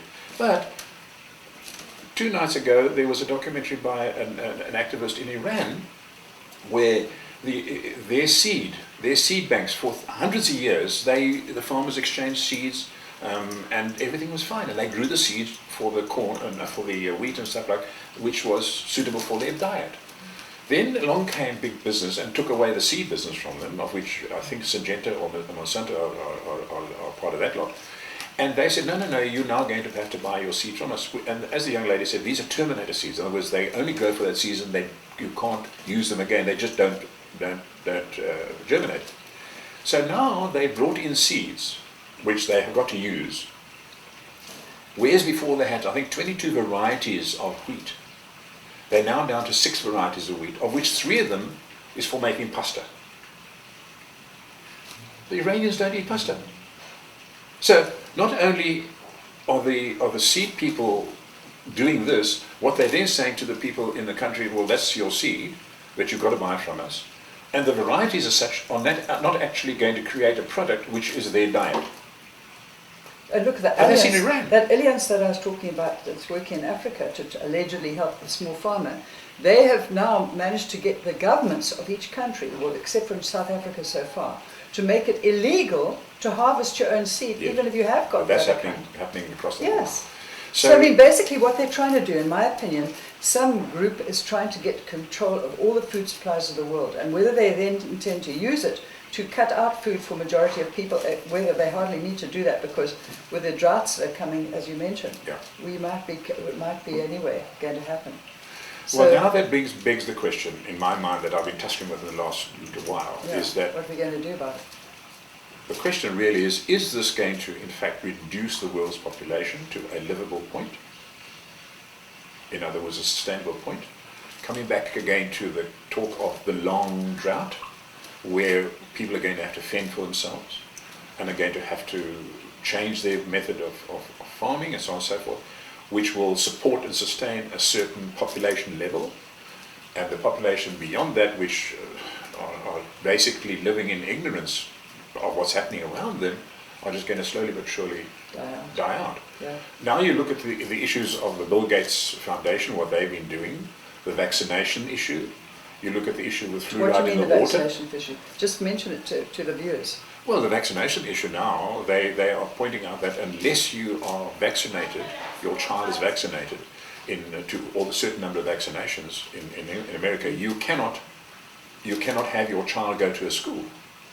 You cannot have them play. You can't be a teacher or a child working within children unless you have had the vaccinations. And if you haven't had them, there's a big fine. Now, they have shown that the actual number of vaccinations I can't imagine, it's something like 40 vaccinations. But there have been cases where they've been pumping the vaccinations, bang, bang, bang, one to another, and the patient has ended up dying. Because you've got to space out those vaccinations. And anyway, those vaccinations are now being proved to be poisonous. So, and Alzheimer's. And creating all sorts of downstream problems. Yeah. And this is being funded, and I think Bill Gates there shows him with the vaccination, with the hypodermic syringe and stuff like that. So these foundations that are doing this in the so-called to the good of mankind, well, as crude as it may seem, they might well be doing it to the good of mankind. Right, in because the long term, because they're going to cut the population down.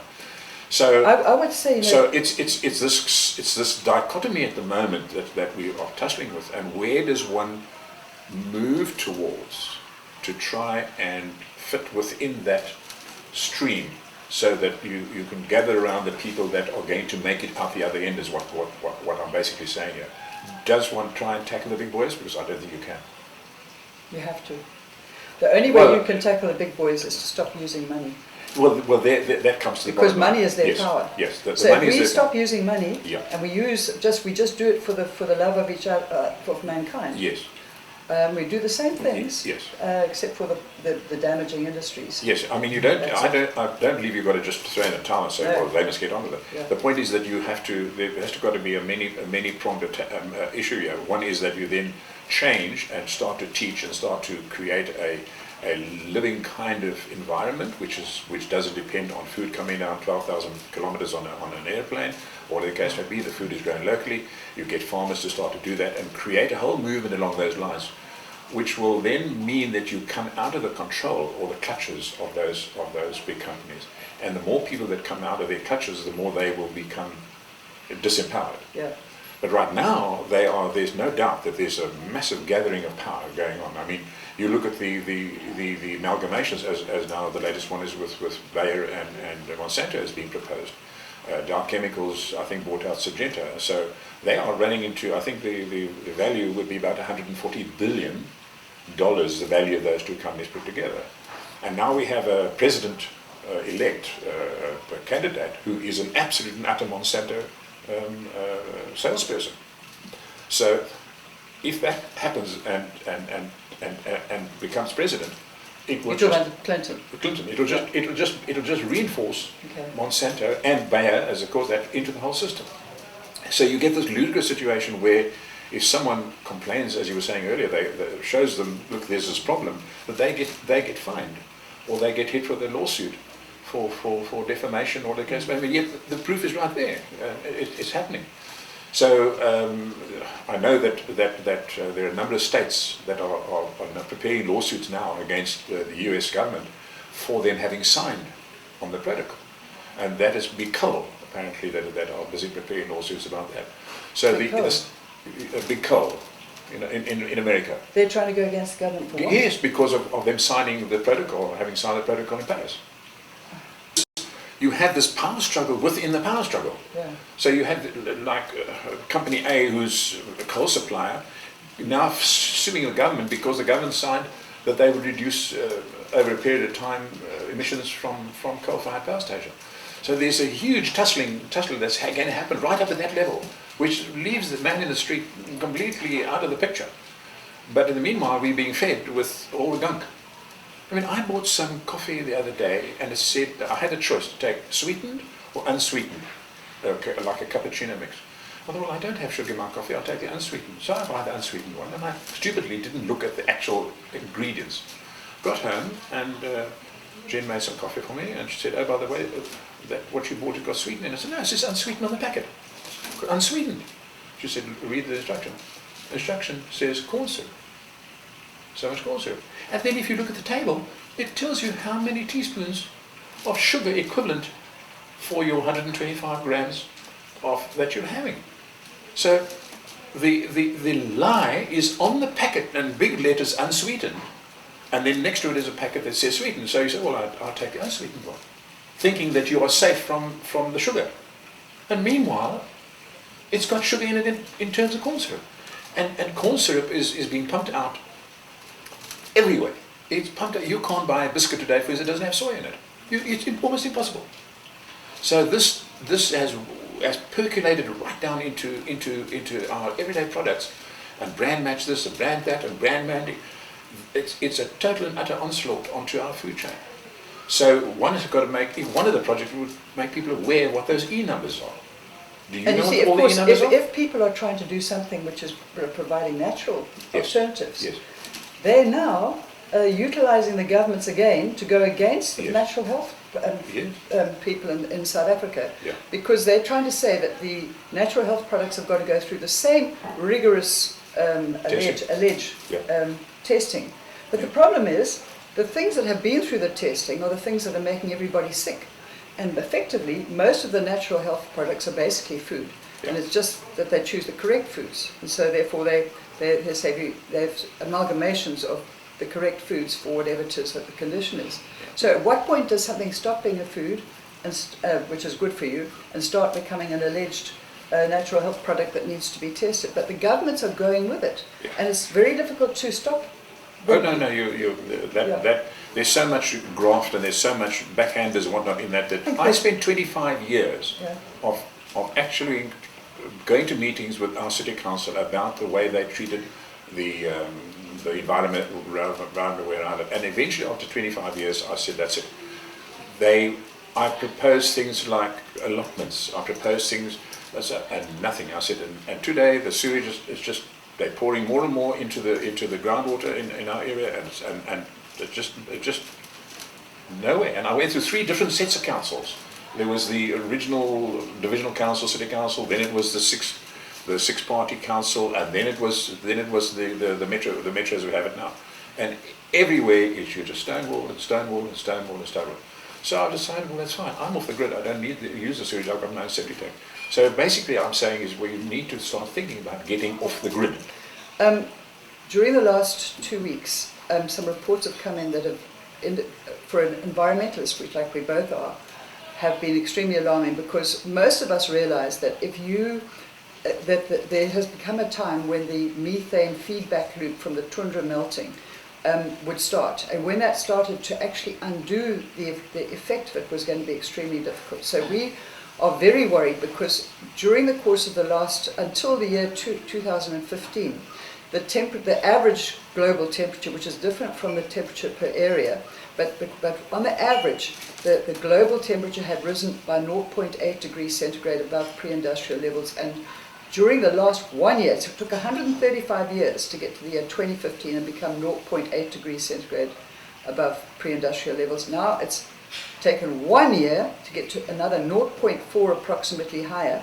And in fact, this last month was 1.28 degrees centigrade. And this against having had a world conference on climate change in Paris in 2015 that was saying we cannot afford to go above 1.5 degrees centigrade.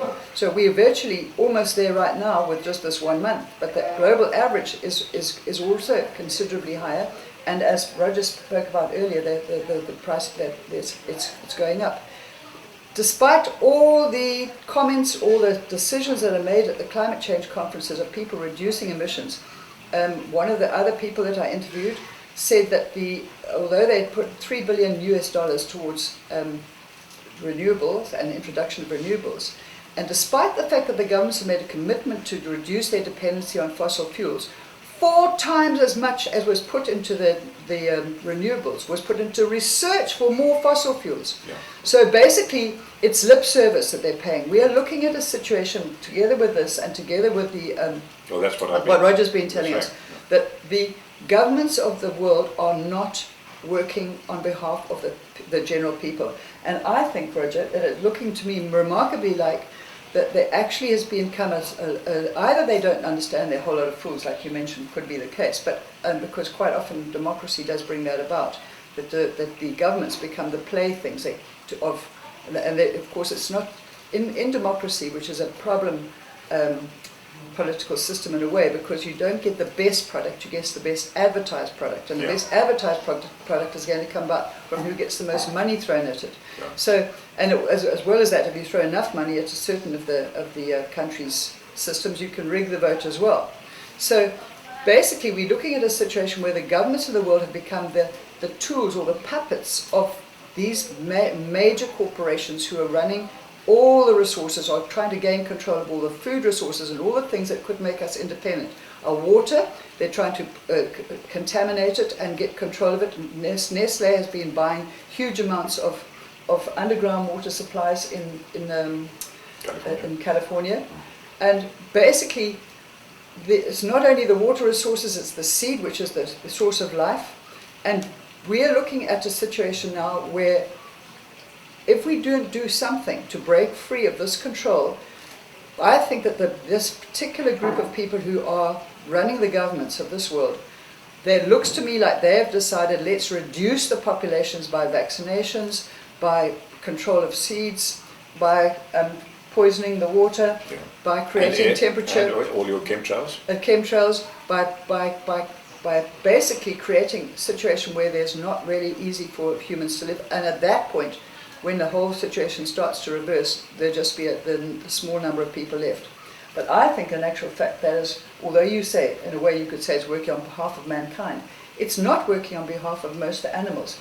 As you can see, in the sea, the latest report that came out, it's a second very, very worrying point that we at the moment are wrestling with, is that the sea is warming to such an extent because the sea is absorbing the majority of the extra heat, and it's absorbing a lot of the extra carbon dioxide. So because of the extra heat, the sea is becoming warmer, and over the temperature of 24 degrees centigrade in many parts of the sea. And of course that is a temperature above which photosynthesis in the sea becomes very difficult. So the phytoplankton are struggling.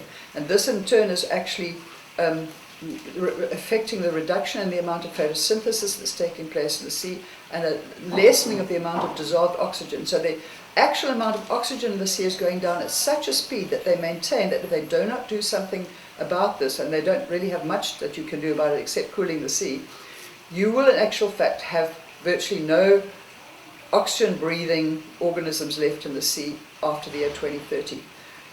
In most of the areas, and of course this combined with a huge number of black holes from the 80% of all chemicals, toiletries, household products, detergents that you use, which are ending up in the sea and creating these large dead zones which are growing so fast. There were 6 and they're now 22. I think they've had. No, they're over 400. Over 400. In 2007, at COP17, which was about 3 years ago, they told me that they had grown.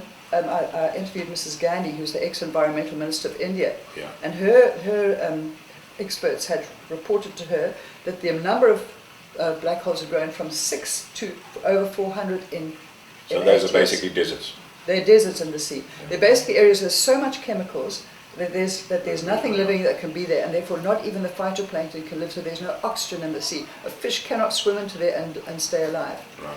So this area is growing, as well as the fact of the damage that's being done to the phytoplankton by not being able to do the photosynthesis as effectively.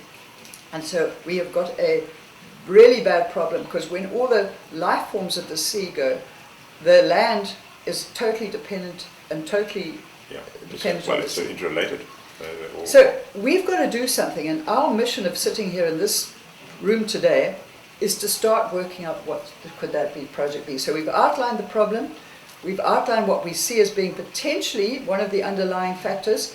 This is not to say that everybody who ever goes for government is a baddie. I think on the whole that they tend to be forced to go along with the main people in each country. And there are certain countries which have managed to get free from the control. I think Costa Rica is Yes. Cuba. Yes. So there are certain countries where their governments have managed to somehow wriggle free of this control by the big baddie families that are controlling the world. Yeah. But we've got to do something, and the only way that we can actually break free, in our opinion, is to stop using money. I don't want to go along with their plan of just limiting the number of people by just creating these circumstances that they are doing. They're basically, I believe that the sensible way to do it is to come across work out how to feed our people more appropriately on food that is not, of course, it won't be able to be the huge quantity of meat that we're eating today, and take our people through this extremely dangerous time that we've got ahead of us. And use every single person working together to restore our ecosystems to the point where they can actually once again take up the job that they've done for hundreds of thousands of years of maintaining life, and reduce our numbers in a considered way, in a measured way. Everybody that you ever speak to says, why does nobody ever do anything about population growth? And our leaders are not going to do it because they, on the whole, will not get voted in. It's not popular politically. Yeah. But in the end, if we now, as a people of the world, say we're going to change what we eat, we basically have eaten our children's future. And if we don't do something right now, we're not going to make it. We've got to get that methane out of circulation again. We've got to cool the planet. You will find out that all the things that we have been put forward to by the people we've interviewed, the experts from all over the world, of what things can be done to cool the planet. We're going to ask you all to participate in it.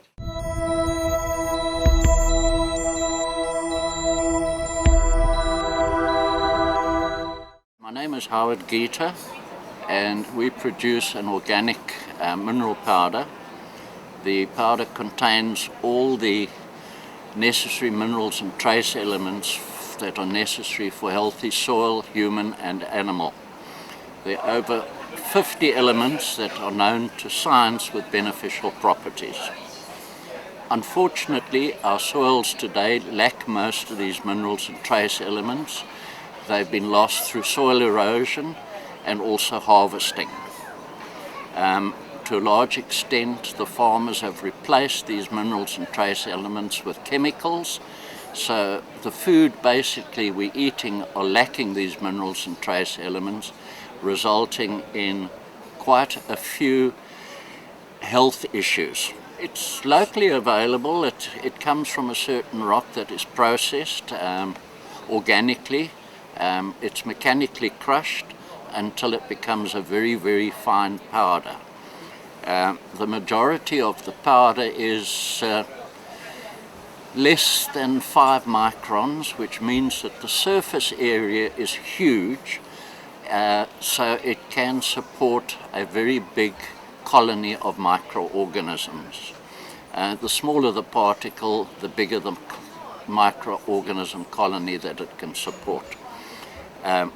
The rock dust itself doesn't do anything. It's the microorganisms that scarify these particles and release the minerals and trace elements that make it plant available. One must realize that although there are over 50 minerals and trace elements, some of them are in percentages and some of them in parts per million. So they do get used up quite quickly and should be replaced on a regular basis. Unfortunately, this is not happening in the majority of cases. So chemicals are substituted for growth of our fruit and vegetables, which means that the fruit and vegetables that we eat lack the necessary minerals and trace elements, getting back to health issues. It would be spread on the land round about between 0.5 ton and 1 ton a hectare. It's not water soluble, so it doesn't leach out like chemical fertilizers, and an application normally lasts between a year and 18 months. The advantage of this is that one can stop using most of those chemicals. The plants will pick up these minerals and trace elements, and us as humans will then benefit by ingesting minerals and trace elements that were previously lacking in our diet. Yes, we have taken these powders a few steps further in a few other processes where we have made it food grade, in other words, completely safe for humans to eat or to ingest.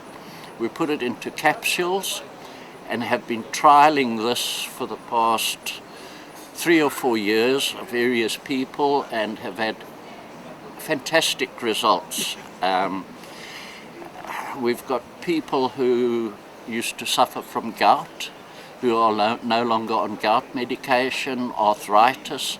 We've got 2 people that I know very well that has cured their arthritis. The one couldn't tie up shoelaces, so had to wear slip-ons, and is now back on shoes with laces. And the other old lady had to tie her bra in the front because she couldn't reach behind. Today she's back to her old habits, quite happy doing her bra from behind. What happens when you ingest these minerals and trace elements? It allows the digestive system to extract more nutrients out of what you are eating. So in other words, you are excreting less nutrients and ingesting, and the body is using more of what you were previously excreting. One of the amazing things that we've seen is with people, let's say HIV, that have been taking ARVs that is basically a poison. They are listless, they've lost weight, they've got no energy. After a while of taking the minerals and trace elements, they've picked up weight because they are extracting more nutrients out of what they're eating. They've got their energy and their strength back, their less zest for life, and no side effects. Even if you overdose, obviously this is what I tried in the beginning to see if there were going to be any side effects, and there are none whatsoever. So we do have it in capsule form for in other words, you're not going to be able to get all of these through what you eat. So the shortcut is obviously the capsules. Oh yes, very much so. We have one instance with a farmer in the Free State. He's a large stock farmer. Cattle. His cattle during the winter normally lost weight because the feed is very scarce and of poor quality. So he added some of this. I think he said he was putting 1% or between 1 and 2% with his feed, and during winter the cattle maintained and gained weight. The mortality rate at birth dropped completely. His birth weights went up. The pregnancy rates went from 60-odd% to nearly 90%, and the cattle at the abattoir averaged about 20 kilograms an animal more, which for him was fantastic because he was getting extra weight at the abattoir, and he was getting numerous animals that he would have had to put down after birth were now going full weight to abattoir. And this would work for basically for any animal. In the dairy, we've found that because of the extra nutrients the animals are taking in, I mean, without nutrients, a cow's not going to produce milk. With the extra nutrients, on this trial of 1,000 dairy cows, they were producing 800 milliliters of milk extra per day and eating less fodder. So that was a huge bonus for that farmer.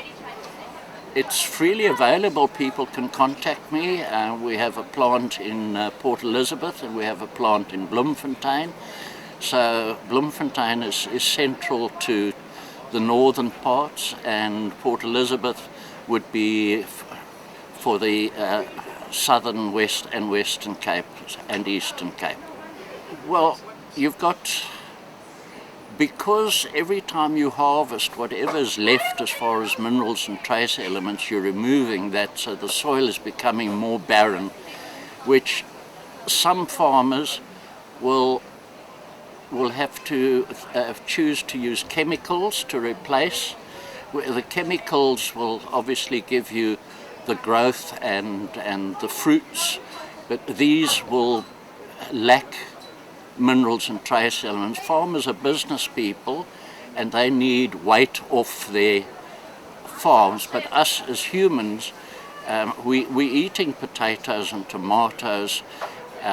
It looks like potatoes and tomatoes, but from a nutritional point of view, there's very little value. The other farmers, the organic farmers,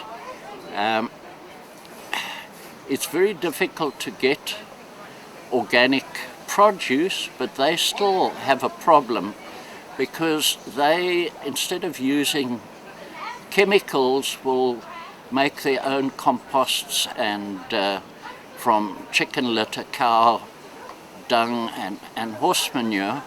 But we must remember that chicken litter is very high in sodium. You don't want a lot of sodium in your soils. Chicken litter only has 5 or 6 minerals and trace elements, where rock dust has over 70.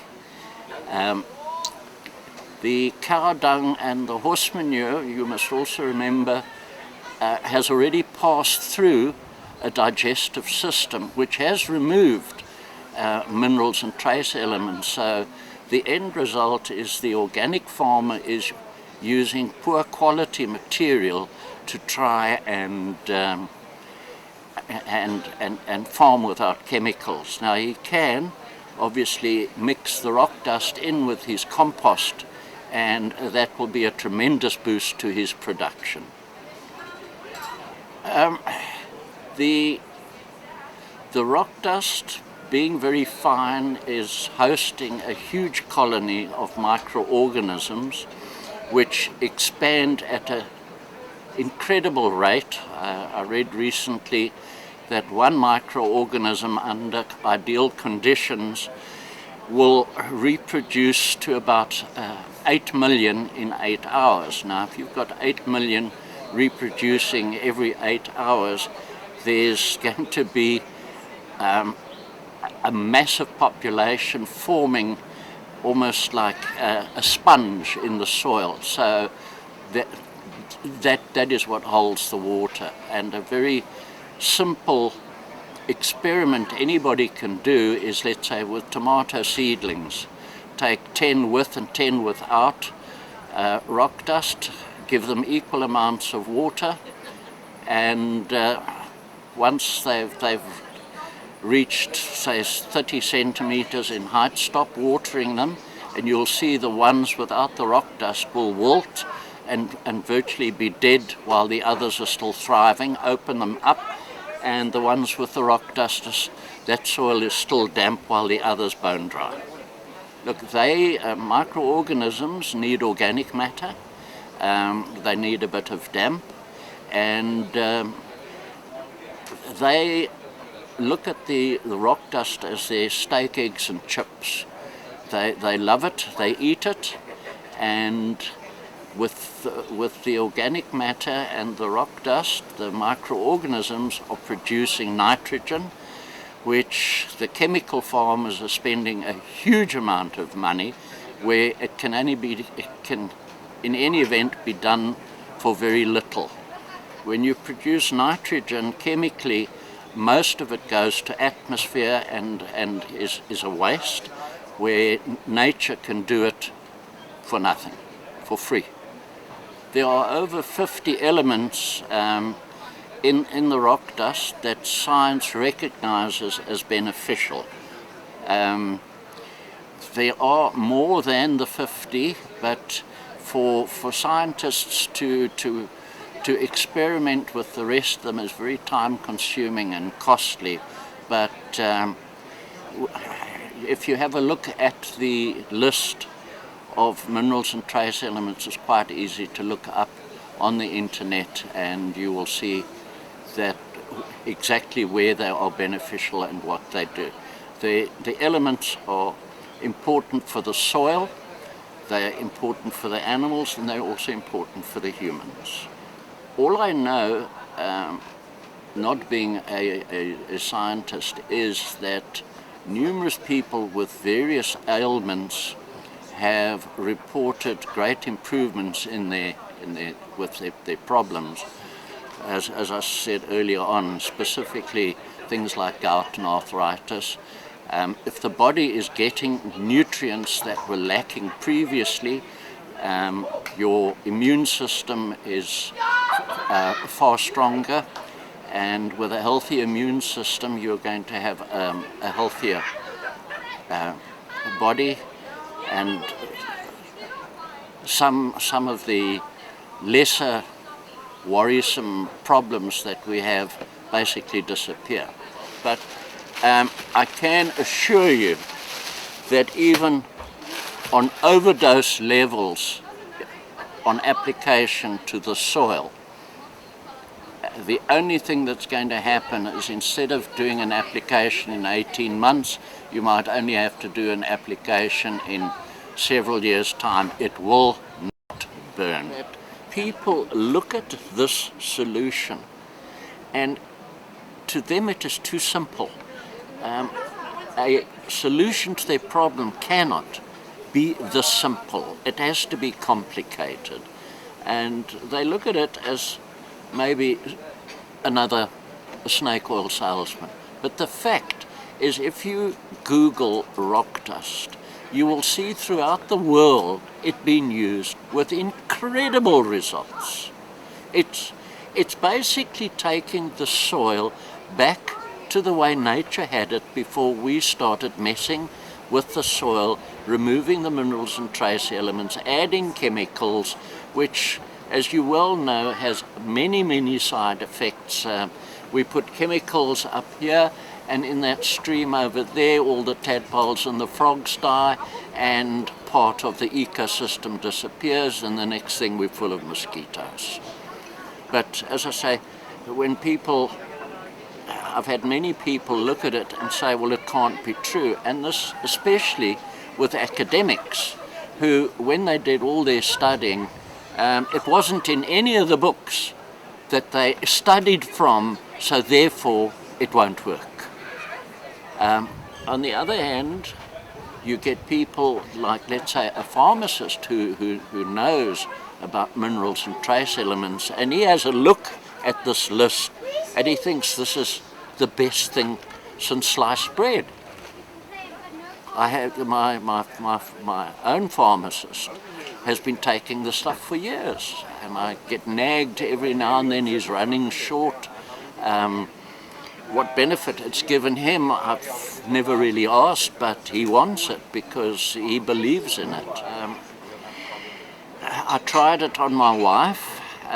There was nothing wrong with her, but within a couple of weeks she found that for the first time in her life she was growing fingernails. They'd always been soft and break. She had to keep them short.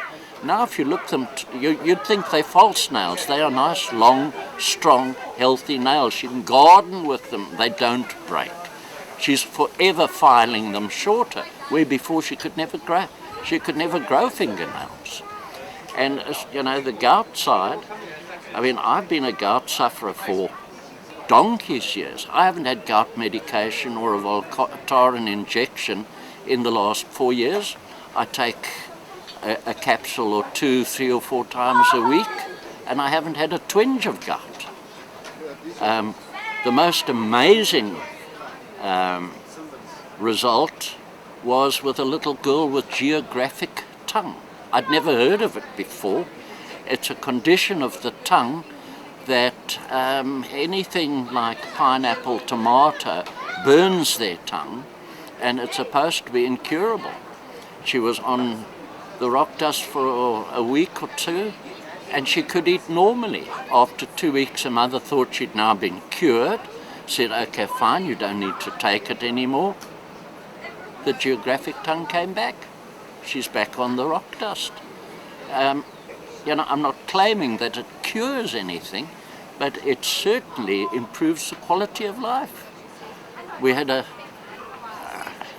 friend of mine's, let's say, garden boy, had AIDS and he was on ARVs. He was listless. He couldn't pick up a 25-kilo bag of compost. He was so weak. A week or two on it, and he was back up and bouncing around and carrying 25 bags up and down. He'd regained his strength, and I believe that the minerals and trace elements and the fact that his digestive system was now extracting more nutrients out of what he was eating, it gave him the strength back, and he himself couldn't believe it. You know, where before he was on the point of being fired because he couldn't do the work. He was now a champion once again. And the list we have of success stories is fairly long, and there's probably dozens of others that would benefit that we don't know about because we haven't tried it on people with certain ailments. And it's certainly not going to do any harm. It can only do you good. People should try it. It's not going to kill them. It can only do them some good.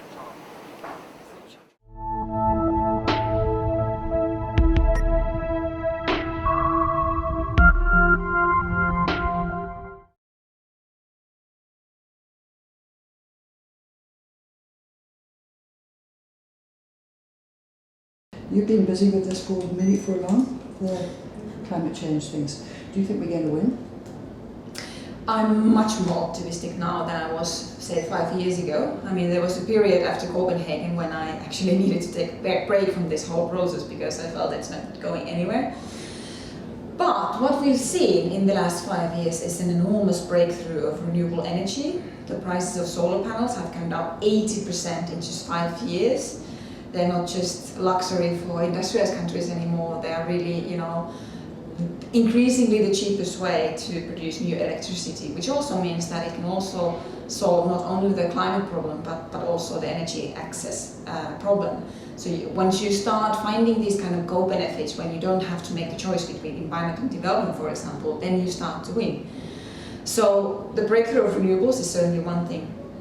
The other thing is that the multiple problems of fossil fuel use have become more apparent in just 5 years. I mean, just taking the air pollution problem, which has become apocalyptic in China, means that they are now taking drastic measures to reduce their coal use, not primarily because of climate change, but primarily because of their national interest. People can't breathe anymore. People can't, you know, live happy lives and raise their children in cities. So that's another reason for optimism. I mean, the problems have become so bad, and climate change is not the only driver, that people actually increasingly want clean energy and believe that that's what we deserve. And perhaps, you know, thirdly, that, well, since emissions in countries like China, for example, have grown so fast, it means that they've also recognized their responsibility in a different way. I mean, their emissions per capita are already higher than those of Europe, and of course South Africa's emissions per capita are also pretty high because of the coal emissions. And it does, you can already see changes in these countries' positions. They do recognize that they increasingly, you know, need to take responsibility because it's in their own interest, it serves their own, you know, people, national security and so on, to prevent climate disasters and to move to clean energy. So for these three reasons, I am more optimistic than ever before. Do you think that it seems to me, if you have a look at all the various meetings I've been through, that the governments don't seem to be working for the people at all or for the good. They seem to be in the control of those people who are trying to make money. And I've just come from the one about the pulling down of the forests in Bolivia, and they're ignoring their own constitutions most of the time. Do you not believe that those people will still manage somehow to prevail? Because I mean, this is a serious blow for fossil fuel people who are controlling the world right now, if we stop using carbon. Right, and that's the situation where we've been locked in for a long time. Governments have been more busy protecting the interest of their fossil fuel industries rather than protecting the interest of their own citizens. But that too is now changing because of the solar revolution, because renewable energy, in particular solar and wind, are becoming so cheap and are so fast, relatively fast to build and run, that people can have their own power production. They can have their energy independence. They don't have to wait for the government to solve things. They can form communities and start solving their energy problems and climate crisis on their own. Which, of course, in forerunner countries where these kind of models are really big already, like in Denmark and Germany, yes, they started initially. They started from people wanting change, people demanding clean energy, and then governments feeling they need to give the means for them to do that, like policies that would label that. And when people got going, we've ended up in a situation where, for example, in Denmark, 75% of the wind turbines are owned by citizens, by households, and so on. While in Germany also, it's like about half of the power, the renewable power, is owned by people themselves. Mm-hmm. And it means that what just is happening in Germany, that they started to challenge the old utilities much faster than they thought. So E.ON, for example, had to now, after maybe a couple of really bad years, because renewables are eating the profits of their fossil fuel-based production, that they had to admit that, well, now we're changing our strategy. We are also moving to renewables and efficiency and grids. So this is really people power forcing change. And I do think that thanks to the declining prices in renewables, we're going to see much more of this around the world. Nuclear is the other big bad one. Nuclear, in my opinion, is a disaster because it's not even a net producer of energy. But do you have, is there any movement against, you come from which country?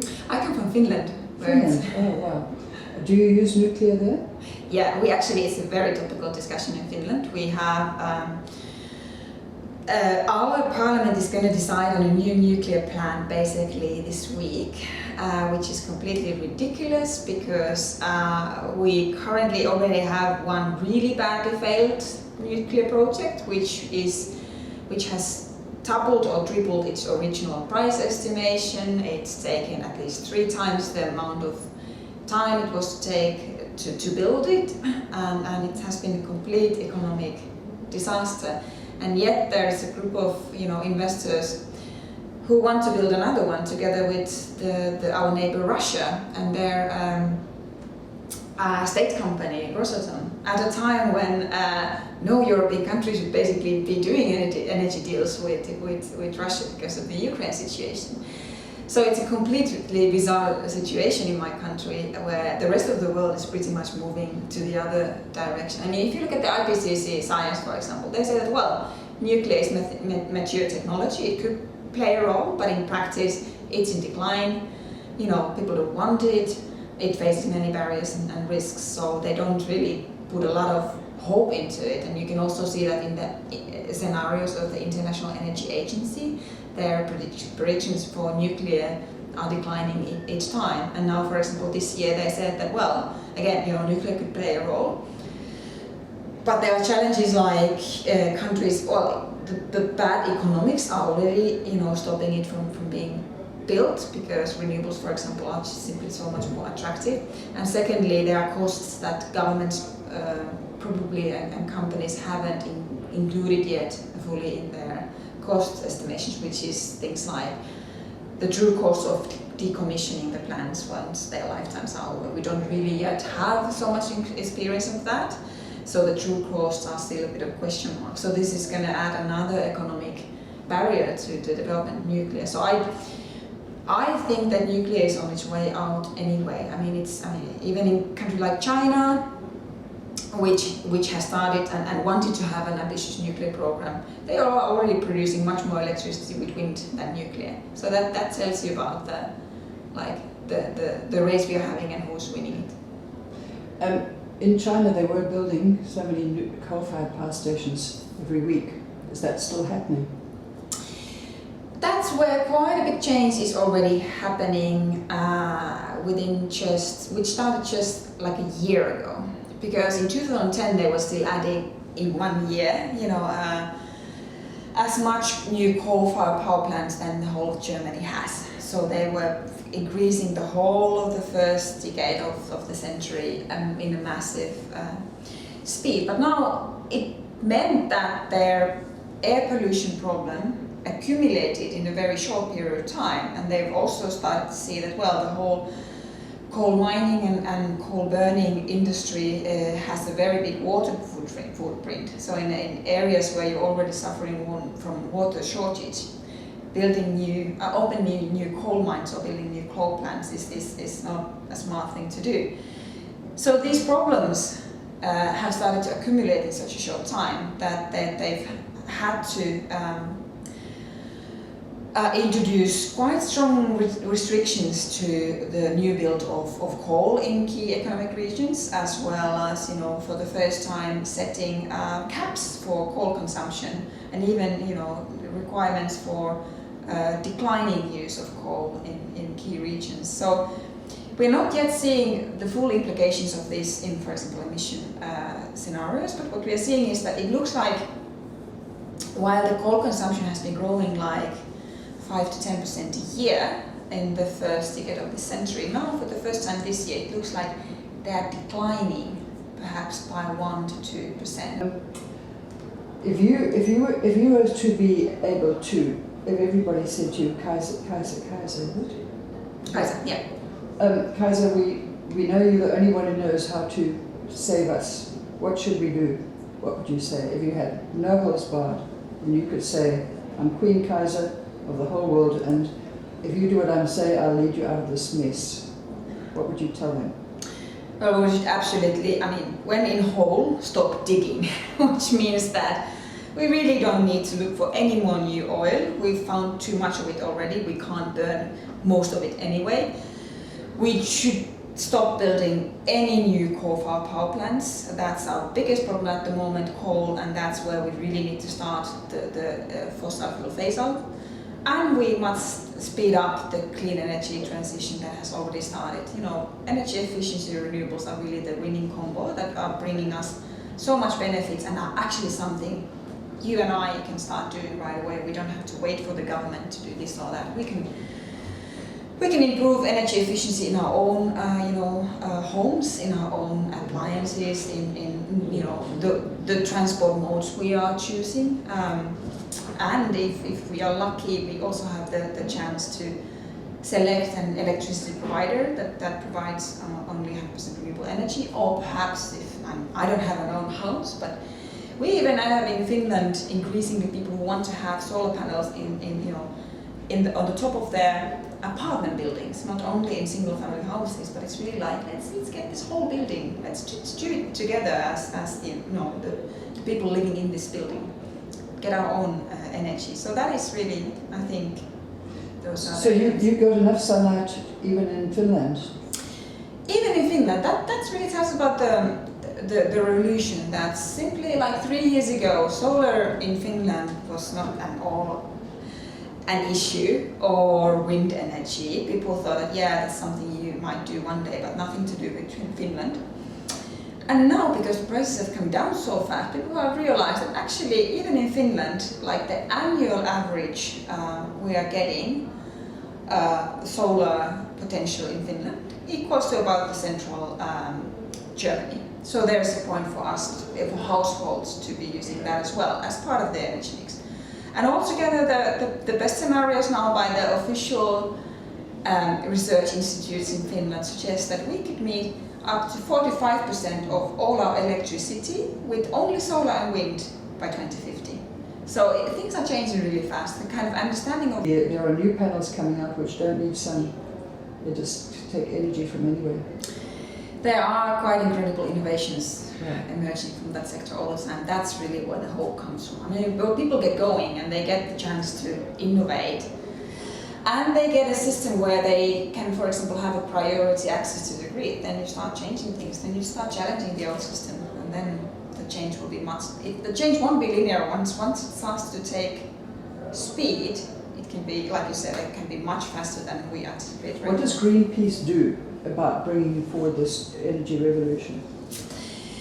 Well, we are campaigning in key countries for both phasing out the dirty energy as well as bringing in policies that enable the renewables to be scaled up. And we are encouraging people to become part of the movement, to really demand those policies and change from their government, because the best examples we have in the world are from countries where people stood up and wanted a change. Ironically, it started from, like in Copenhagen, in Denmark and Germany, it started from the anti-nuclear movement, which is a bit like, those who believe nuclear is part of the package. They're like, why are you opposing nuclear when climate change is our biggest problem? But of course, at that time, when these movements started, climate change wasn't even that big yet. But they wanted to get rid of something bad, which created the demand for the better solutions. So that's why we also do feel that it's not enough to only promote the good things. You also actually need to challenge the old system, which is why we, for example, here are really calling for the fossil fuel phase-out goal. 2050 might sound like very far away, but it's actually, in this process, it's hugely radical. It would in practice mean that there's no space for any new coal-fired power plants, that we need to stop digging for and looking for new oil because we've only found too much, accepting all these realities which countries have never so far accepted. So getting to zero by 2050 would require starting zero now. Yeah, that's why it is actually quite radical. So I was wanting to know, does Greenpeace do anything about utilizing this as a source of reduction of methane, which is, the amounts have risen 5 times faster than carbon dioxide anyway? We actually need to do both. Methane indeed is something where you can get faster results, but carbon dioxide is one where you need to act even faster because the implications are so long. So once the pollution is in the atmosphere, it stays there practically forever. Which is why we can't choose one or the other. We have to do the both. And when it comes to methane, it's for example, new agricultural practices, and indeed increasing the vegetarian diets around the world. We do have a food campaign, Food for Life, and we're also doing campaigning on climate resilient agriculture in Africa, or I think we're starting that focus there right now. Because for continents and areas like Africa, for example, agriculture is really at the heart of this whole thing. It's climate change means both that it gets harder to produce food, and it also means that if you continue, or if you go to industrial practices, you're also increasing emissions, so you're contributing to the problem. Whereas if you move to climate resilient practices, then you're both reducing emissions and increasing your resilience towards the impact that we can no longer avoid. So yeah, I mean, tackling methane is one part of that, and certainly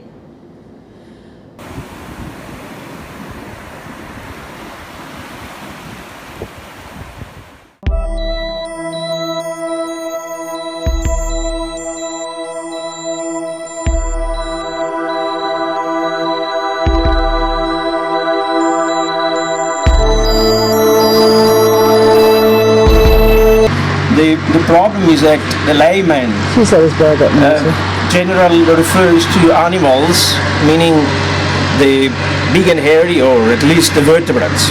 And in the great scheme of things, they actually constitute only 5% of the total biodiversity, of the total taxonomic diversity that we know at the moment.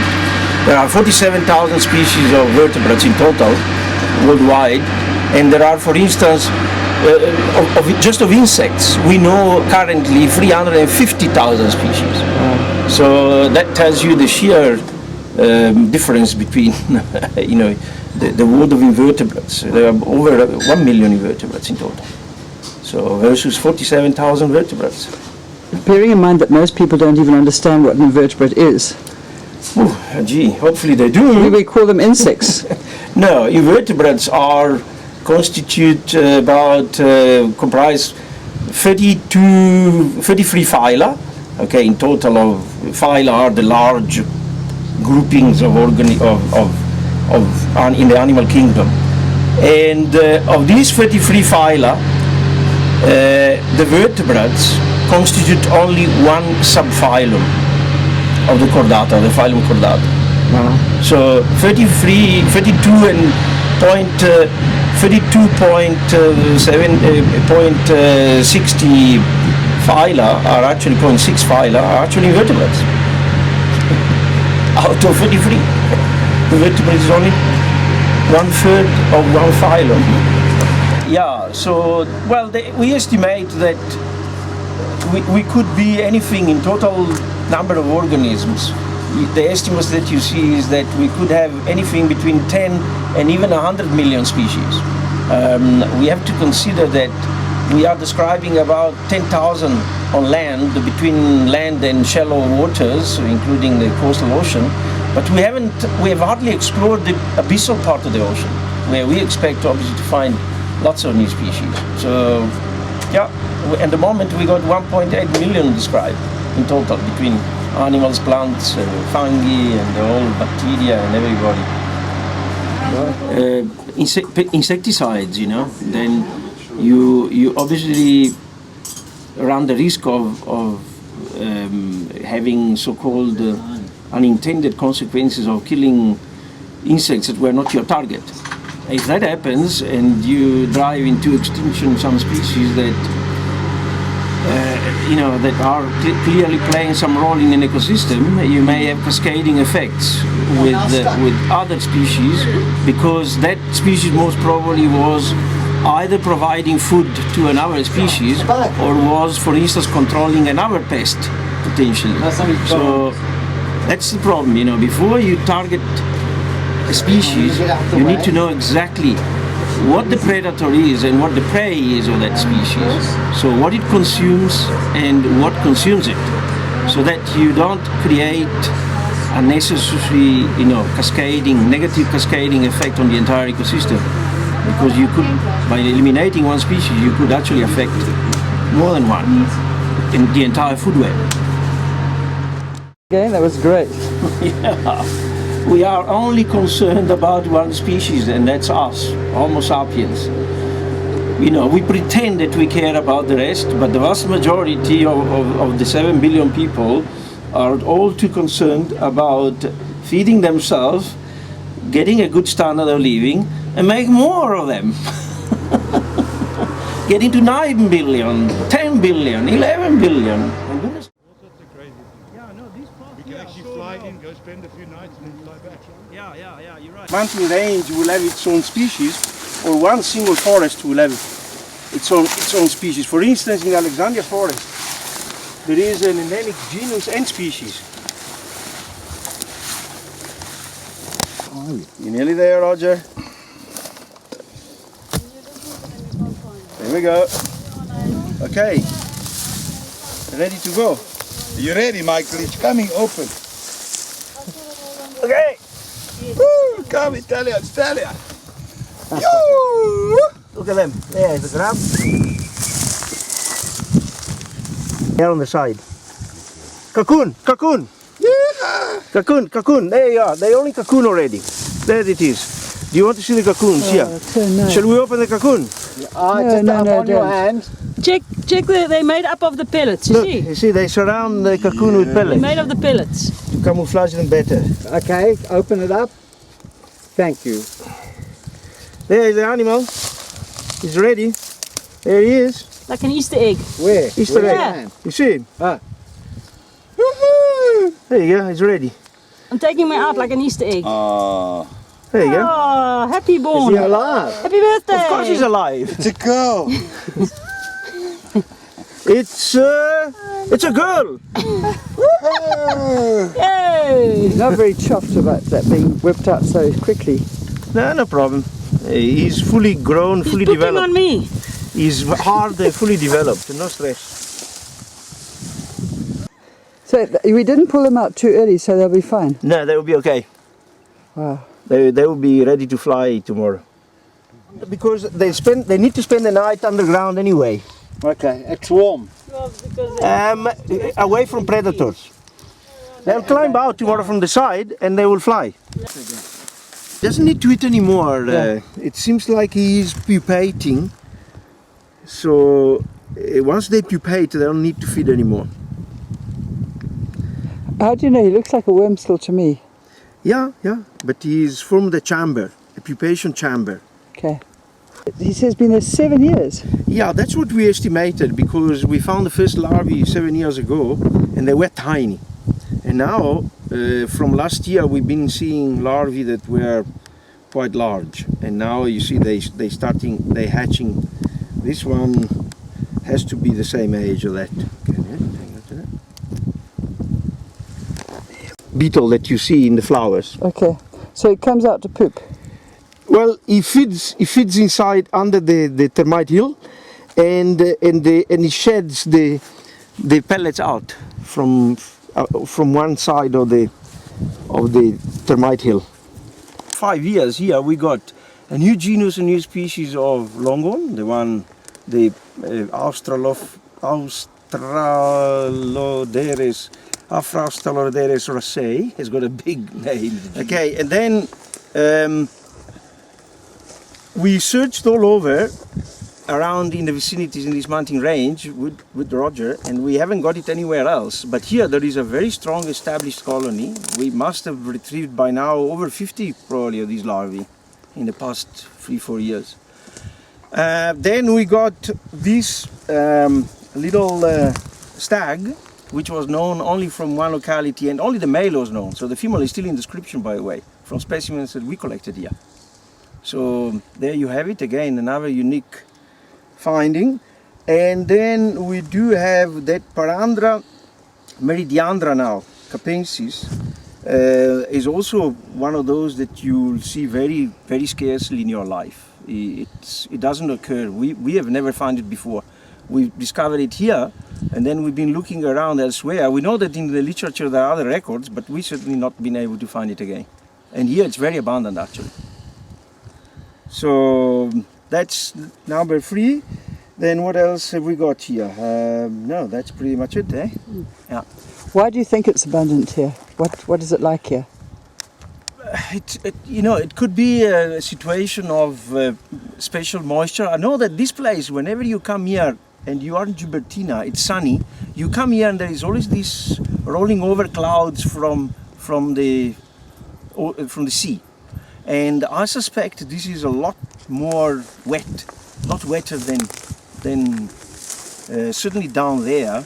And then I don't know, by comparison, for instance, with Lauterwater, where we were today, where we are based. We searched everywhere there. We went 1 year with Roger at the right time in December.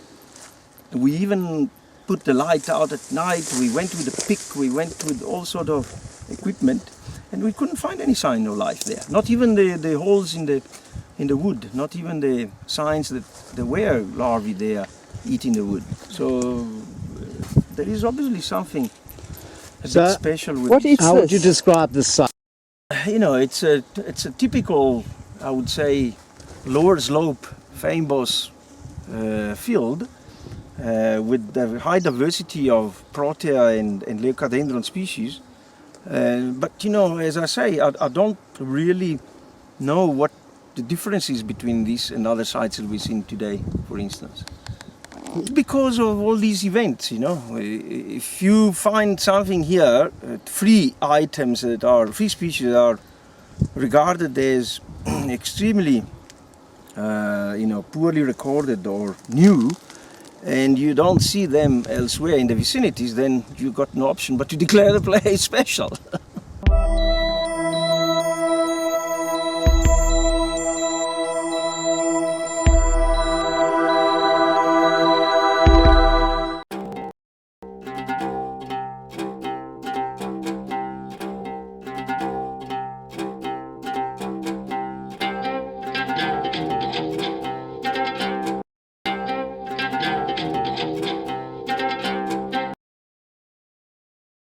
We have a set of key demands that you can find on our website, womengenderclimate.org.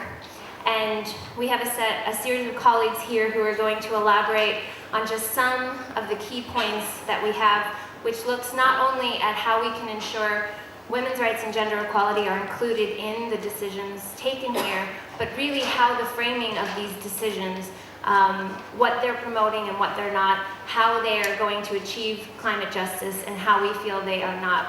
So we're going to share with you here our expectations of this process and of governments. And I wanted to start with my colleague Gertrude. She can introduce herself, but to really talk about one of the issues that it's really critical to us as a constituency, and that is on the agenda here in relation to agriculture. Okay. Yeah, my name is Gertrude Kenyanji. I'm from Uganda. I work with an organization, Support for Women in Agriculture and Environment. I'm here as a member of I'm talking on behalf of the Women and Gender constituency. I'd like to introduce this subject by saying that agriculture is a very important agenda item to the constituency because 43% of women in the least developed countries are involved in agriculture as a means of livelihood. But it also provides food security worldwide and economic activities for many, many people. Thank you. Yes, and Simona, I was hoping that you could elaborate a bit more in terms of, given the context of women in their relationship to agriculture, what we want to see in this process and what are some of the challenging things that we see being pushed forward. Yes, thank you very much. So, my name is Simona Lovera. I'm Executive Director of the Global Forest Coalition, which is a worldwide coalition of indigenous peoples organizations and non-governmental organizations working in 53 different countries.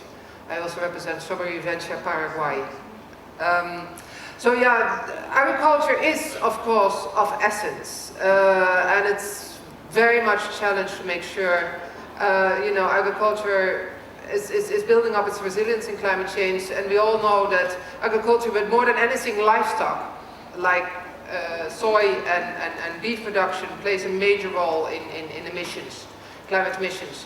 So we do want action. However, what we do see is that due to the increasing corporate control over this whole process, but particularly also climate finance, so for example, proposals like blended finance, public-private partnerships like the Climate Smart Agriculture Partnership, and other forms of close collaboration with industry, the whole agenda is more and more shifted towards the commercial interests of these corporations and not towards the interest of the women and men that really need support for their conservation initiatives on the ground.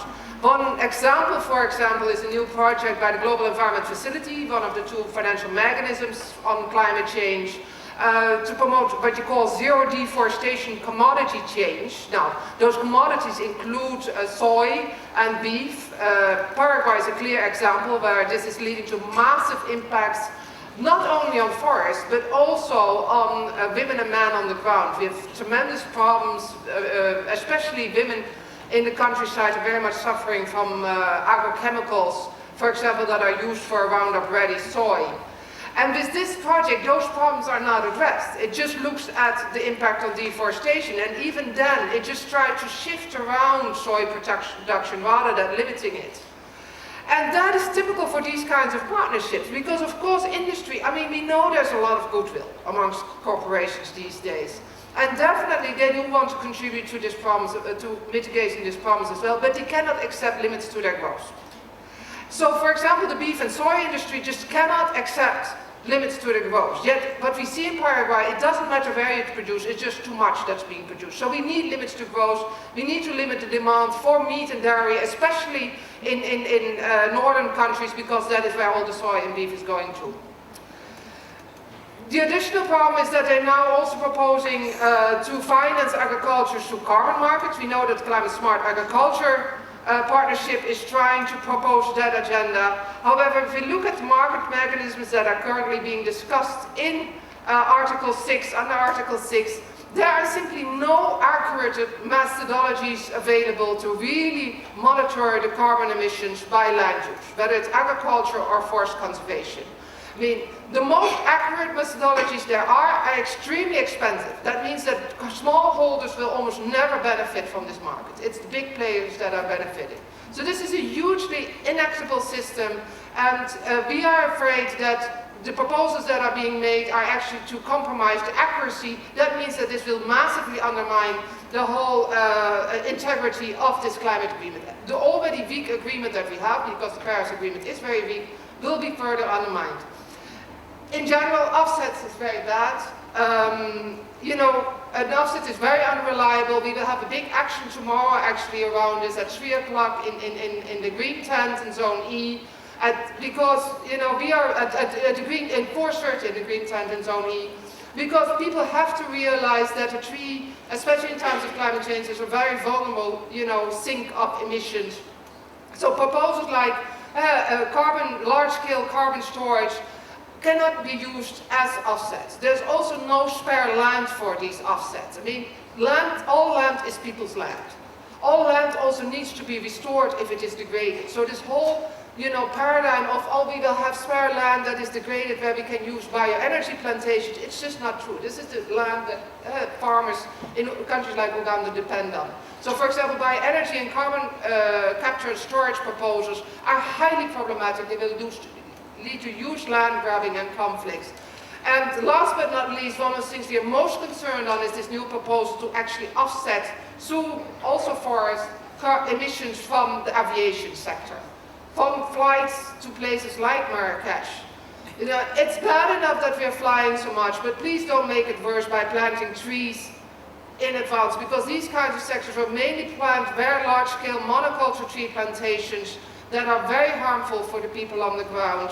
And in general, it's a very unreliable source. There will be massive double counting because this sector is not even part of the Paris Agreement. So we're very much against this proposal of offsetting aviation emissions, and action tomorrow will be about that as well. Thank you. Thank you, Simone. And that really speaks to some of the most important framings in our demands coming into this COP, because this is supposed to be the COP of action, the COP where we look at what was agreed to in the Paris Agreement and start to come up with the rules and the plans to implement that decision. And there's a lot that isn't accounted for, that isn't assured in terms of access to resources, in terms of human rights, rights of indigenous peoples, women's rights. And so our framing and our demands are really about the ways in which we want to see governments starting to implement these policies and the things that we want them to not do. So I want to move on to Carmen, because within that context, in similar ways, in terms of large-scale projects that are being developed in communities, both in the name of climate mitigation, but also in particular linked to water. We're seeing a nexus between water and women's human rights that I'd like you to elaborate on, Carmen. Thank you, Bridget. Good morning, everybody. Well, my name is Carmen Capriles. I come from Bolivia. Bolivia is a mega diverse country, but right now we are facing the challenge of the implementation of really big projects in order to tackle many development problems, and also in the name of the right to develop. And one of those projects is two mega dams that they want to build in the tropical area, which is El Bala and El Chepete. Unfortunately, these two dams are going to flood around 900 kilometers of tropical forest. In this tropical forest, we have like nine indigenous nations that are going to be affected. These communities are going to be displaced, and they are going to have to start new lives in cities or in the peri-urban, the belts of the cities, causing lots of poverty. I'm not here to talk on behalf of the women because they have their own voice, but unfortunately it's too low to hear, to make their voices hear at these international levels. But the problems related to that is that they are going to have to carry with the burden of not knowing what the future is going to be, of not knowing where their food is going to come, where they're going to have to look for shelter, and so on. And the other environmental impacts that these mega dams are going to have is that they're going to flood all this territory which is full of trees. This is going to cause high emissions of methane, basically. And this is going to increase, obviously, the greenhouse gases and our carbon budget. It's not going to be enough for what is going to come. I really think we need to rethink about these mega projects, about these mega dams, and the impact that has not only environmentally but socially, and what are the benefits, because many of these communities, although they have the access to the interconnected system, they cannot afford a monthly fee. So despite the needs that there is for energy, we also need to think about how to engage these communities in more productive fields that can take into account their different livelihoods. So these communities can keep on living as they have been living for hundreds of years in harmony with nature, and giving them the options to develop at their own pace, and not just only start bringing these mega projects that just bring income very fast, but they are going to have a great impact on this area. Thank you very much. Thank you, Carmen. And I'd like to move to our colleague Kalyani from the All India Women's Conference, because we know that in addition to the implementation of these actions to combat climate change, that climate change is impacting women and men around the world already. So I'd like you to share a bit the adaptation, the impacts that you're seeing, the adaptation efforts that are being made, and what we're demanding really from parties here, not just in relation to adaptation, but also the very real loss and damage that people are experiencing. Thank you, Bridget. I'm Kalyani Raj from All India Women's Conference, India. There are a number of communities in India whose livelihood and survival depends on seasons, particularly women. A lot of communities, community women, their lives are all built around their knowledge of, traditional knowledge of season, and the climate change and the variations in season has severely affected their lives. Some glaring examples are, in the state of Rajasthan, which is supposed to be a desert land and less or no rains, the city of Jaipur has been facing sort of a flood sort of situation for the past few years. The place called Cherrapunji, you must have heard about, it's the wettest place in the planet, is now having almost 1/3 less rain than what it used to have in 1970s, and there's absolute dearth of potable drinking water, which is directly affecting again the women's life, because they are responsible for getting water and survival needs for their family. All of you must have heard about the farmers' suicide cases in Maharashtra, and this is happening again because of the climate change variation and unseasonal rains, and they are losing out their crops, and that's why the high rate of suicide and migration. So I guess what I'm trying to say is that all this climate change variation are impacting women very badly. Climate change is already here. It's been impacting us, I think, almost for a decade. And now we need to really come up with very urgent, just, transformative, and local gender-responsive adaptation policies and implementation plans. I'm glad that gender has been mentioned in the Paris Agreement under adaptation, and 27 countries have included gender in their local adaptation plan. But I really call upon all the parties to actually take it to the national, regional and sub-regional level, local level, and make sure that the local policies are also climate responsive, gender responsive, and the implementation plans as well. Because, and that also requires women's full and equal participation in the climate policy making, because they are the most affected. So they must design the responses as well. And most important, this work needs funding, and much greater attention to compensating and addressing the loss and damage faced by women who have done nothing to cause these calamities. So financing mechanism for both adaptation and loss and damage should be scaled up and focus on both specific needs of women, like women's sexual health and reproductive health, preventive health care, and emotional losses, which is normally never taken into account, of the most affected communities, and also there should be focus on long-term rebuilding of livelihood for these women. Thank you. Thank you, Kalyani. And all of these interventions, again, really speak to our demands in terms of implementation, about how this process needs to set in place rules to build and ensure consultation and to build up consent amongst communities, all people within communities, to ensure their rights are being taken into account and to ensure that we're really framing the type of energy systems we'd like to see. And how this implementation of our goal to keep warming under 1.5 degrees happens in a way that is just and really building up resilience of people and communities. And I think to speak a little bit more broadly then to what this means and what our demands are for this process more broadly, thinking about how we transition, what that just transition looks like for women and men, and what that means in terms of our financial structures as well. So I'd invite Kate to speak to that. Thank you. What we can clearly see from our speakers and also from the communities that we all work with is that the commitment made last year by states to keep global warming below 1.5 to 2 degrees requires far more than the limited actions we've seen in the 12 months since Paris. In fact, in that time since Paris, we've actually seen exactly what states committed to challenge, which is the business as usual model.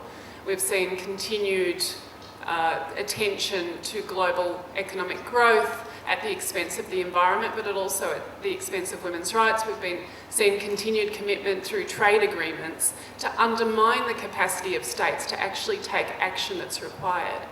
But what we also know is that if we actually did commit to what's in the Paris Agreement to create a just transition and gender equality, we would have to fundamentally challenge the economic systems that we are dependent on. And we think that's an opportunity, actually. Climate change is disastrous, no doubt about it. It's the largest threat to human rights and women's human rights, but it is also an opportunity to rethink what is a deeply exploitative economic and political system for both the environment and for women. So our demands, you'll see, go far beyond the inclusion of women or the small-scale responses that we've seen so far from member states to look at sort of what they call gender-responsive processes. So when we were thinking about the kind of just and equitable transition for gender equality, it's not simply moving men out of polluting industries into so-called green industries. We're calling for a transition that actually questions the underlying economic principles. That could include things like looking at how we are dependent on the exploitation of women's paid and unpaid labour. We would really be needing to think about the fact that paid employment needs to be redistributed, but also an investment in the public. And this is why we're so concerned about the role of the private sector, the presence of polluting corporations here in Marrakesh, and the way that they will potentially undermine the just transition we need. If we were to have a just transition, we would have to look at public investment. Public investment in, of course, renewable energies, but also public investment in health and in education, in industries where women are likely to be employed, but also are dependent on public investment to advance women's human rights. And that, of course, requires financing. So if we are going to create a world where climate change doesn't devastate humanity, we need public investment and not a dependency on the private sector. We know that we have huge amounts of economic resources tied up in unproductive industries and polluting industries.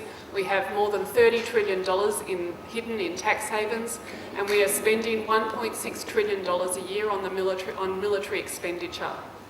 All this requires a complete redirection of both the economy and public spending and of the way that states approach the private sector.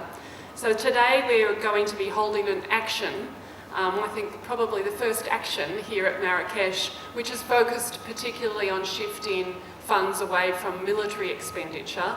We know that militarism is both a driver and a cause of climate change. And so we're going to be calling on the redirection of those funds, as well as a focus on peace as one of both a climate just response and a gender just response. Thank you very much, Kate. So with that, we would like to open up to see if there are any questions for further elaboration. My question is the state of Bolivia doing anything to prepare these people for these 2 mega dams being built? And what kind of things are they doing in order to transition the jobs and the people's homes and all of their needs? Last May in Rwanda, for the anniversary of the genocide, there was a conference of the World Economic Forum on Africa. And in one panel, they tried to integrate the protection of the rights of women with the rights of the children.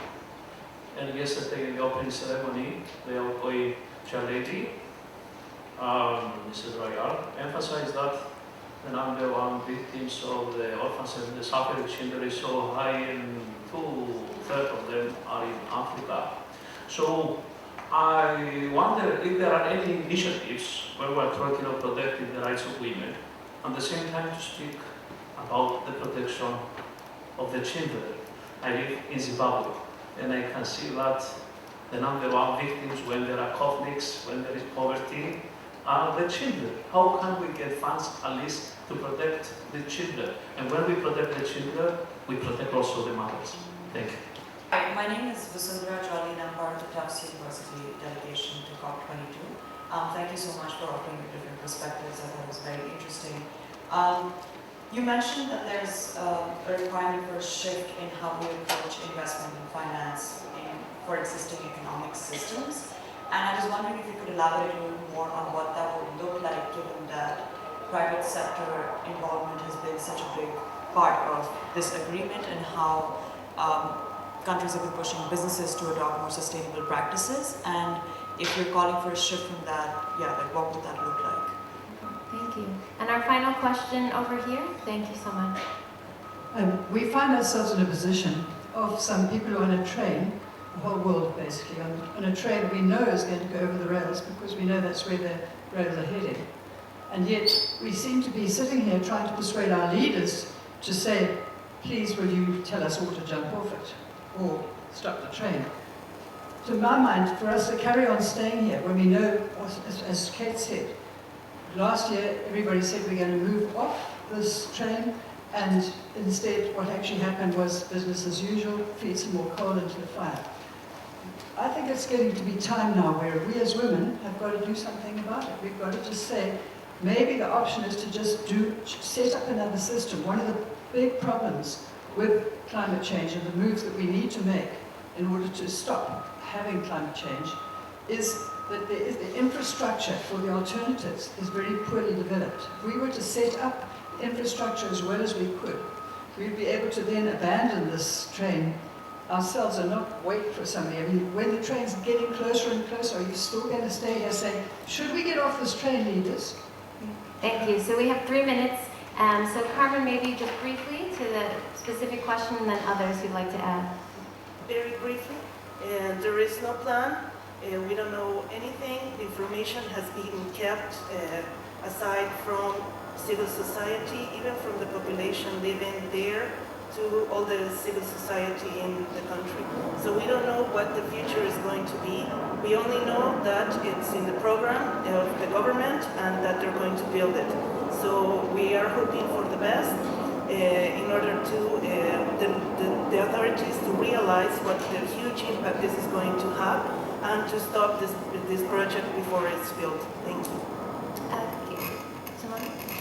Yeah, I think the questions are actually related, and so far, yes, we definitely have to jump off this train of business as usual to protect the future of our children.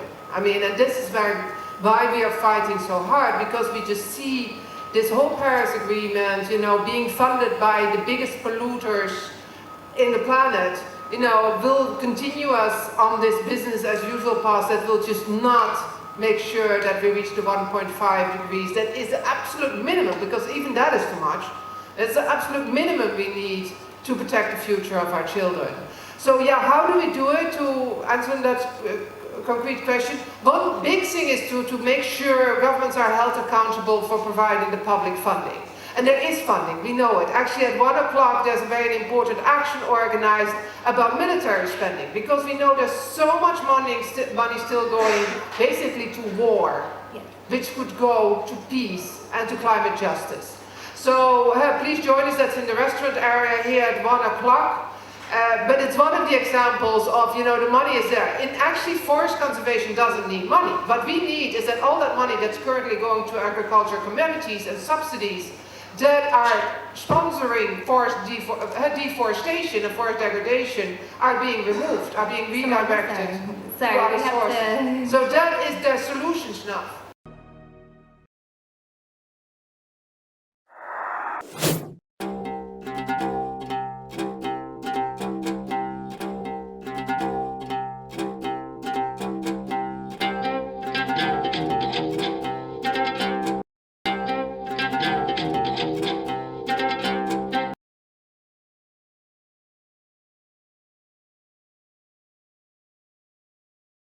Speaking on this question of water leads us to one of the world's most prominent water experts.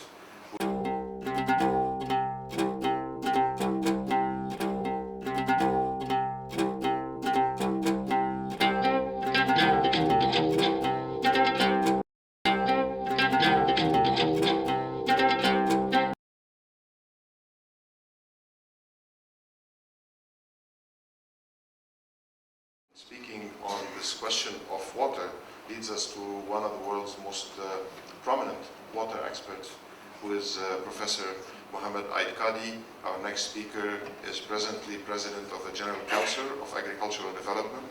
This council is a high-level policy think tank of the Ministry of Agriculture and Fisheries in Morocco. He was also Secretary General of the Ministry. Previously, as Director General of the Irrigation Department, he was in charge of the development and implementation of the National Irrigation Program. He was the Chief Agricultural Negotiator of the Free Trade Agreement between Morocco and the United States. I will briefly highlight some major features of the AAA initiative. I know that by now you know this initiative, but I will just focus, as we are in COP22, we are in the negotiations. I will focus on its raison d'etre. Morocco has built COP22 as the COP of action. COP of action meaning that we need, and we stress this, to translate progress achieved in Paris in concrete terms. We have built also this COP as a COP for Africa, providing a unique opportunity to showcase action for Africa and in Africa, bearing in mind that vulnerability and adaptation in Africa are issues of high priority. The Paris Agreement explicitly refers to safeguarding food security in its preamble and has opened the door, as it was said, for more adaptation in the agriculture sector. In my view, the willingness to address agriculture and food security finally appears to be having some impact. By including adaptation and food security in the agreement, the international community fully acknowledges that urgent attention, and we sometimes lack the sense of urgency. Urgent attention is needed to preserve the well-being of those who are on the front line of climate change threats and impacts.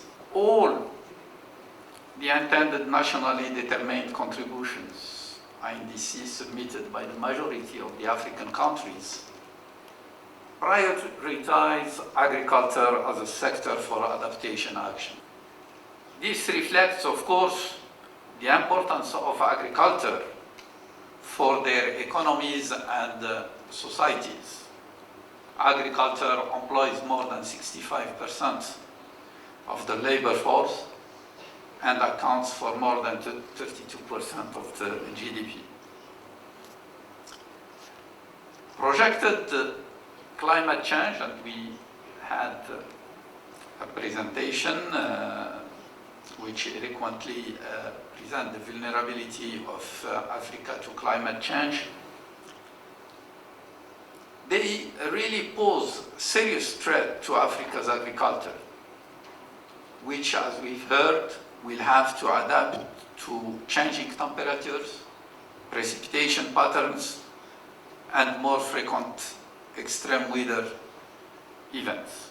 If you take, for example, what happened with the 2015-2016 El Nino, probably the strongest on record.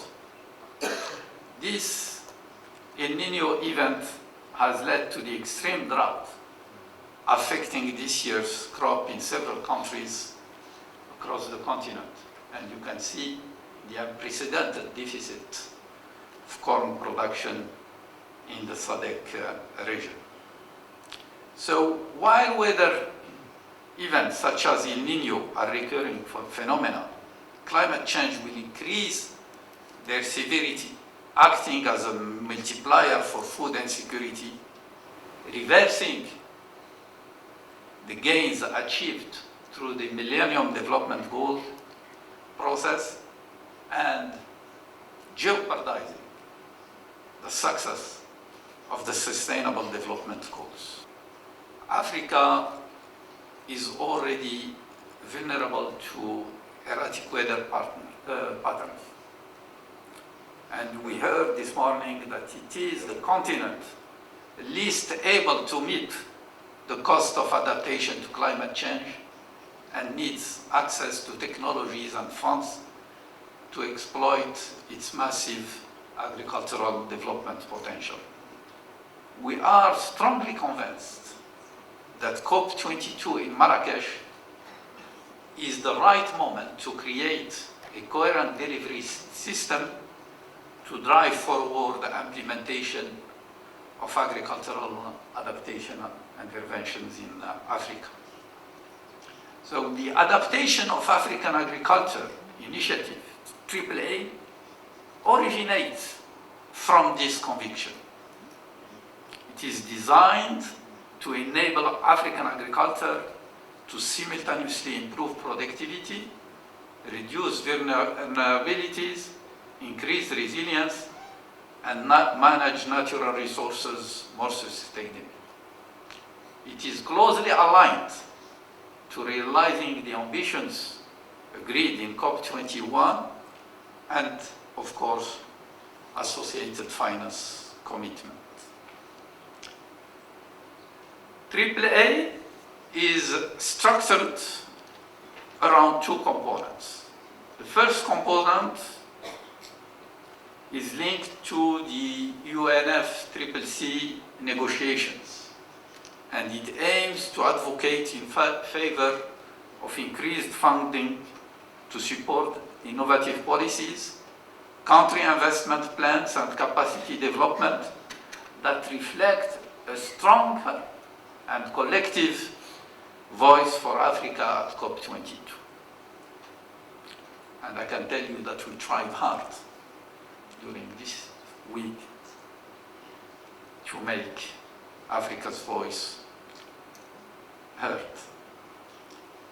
The second component to the right is solution-oriented, based on 4 programs as, and then they insist on this, as prioritized in the majority of the NDCs submitted by African countries. The first program relates to the sustainable management of soil resources, with the triple objectives that were mentioned: improvement of soil fertility, increase in the carbon sequestration capacity of soil, very much in line with the recommendation of the 4000 French initiative, and 3, the conversion of annual and the itinerant cultivation into crop trees and agroforestry. The second program is designed to achieve farming risks and providing solutions to smooth farmers' income, promote agricultural investment, and make disaster relief more effective. And the fourth program aims to expand the innovative agricultural finance in order to foster the adoption of best adaptation practices and enable investment in this area. Therefore, we believe that efforts to strengthen agricultural adaptation can be done quickly as they build on existing work and all the science capital that Africa enjoys. It will build also, and we are committed to this, on effective South-South cooperation. The AAA initiative echoes the commitments made under the Comprehensive African Agricultural Program, CAADP, as articulated in the Maputo and Malabo Declaration, as well as the Dakar African Development Bank High-Level Conference in 2015, and as mentioned by Mrs. Semeto, the Abidjan FAO Declaration in 2016.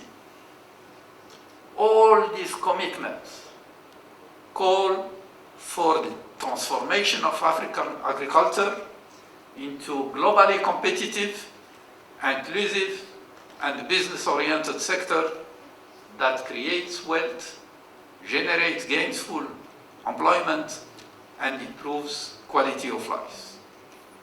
It also seeks to bring to scale an existing and successful initiative across Africa. And again, Mrs. Semedo mentioned a number of initiatives in soils, in water, and you will hear many more.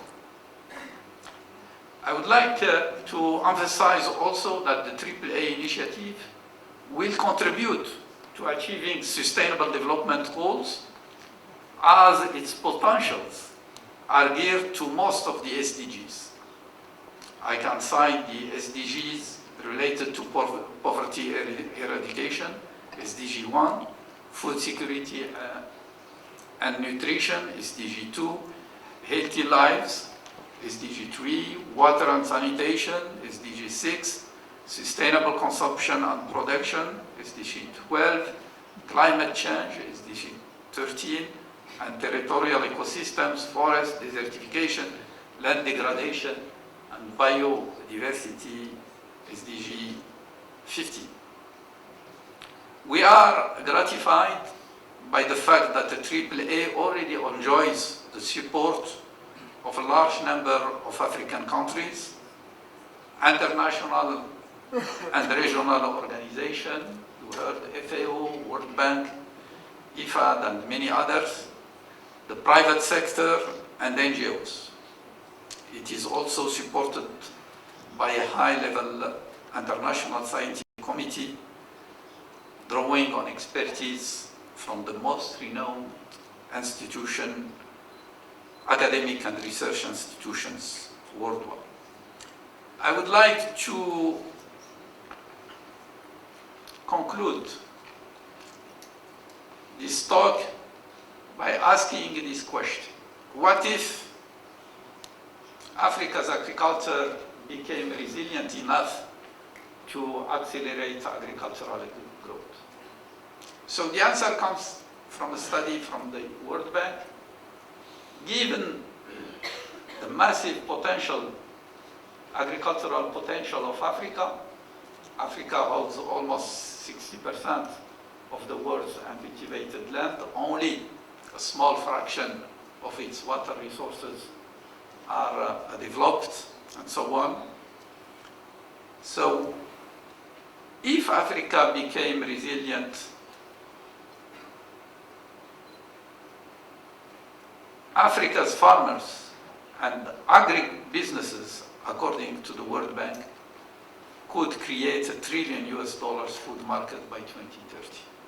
And in my view, this is a credible ambition, since Africa, the agri-business space is already changing. Since 2004, global investment in the food and agri-business sector have grown threefold to more than 100 billion in 2030. So we call this initiative AAA, mainly to echo the fact that investment in African agricultural adaptation is a AAA rated investment. Thank you very much.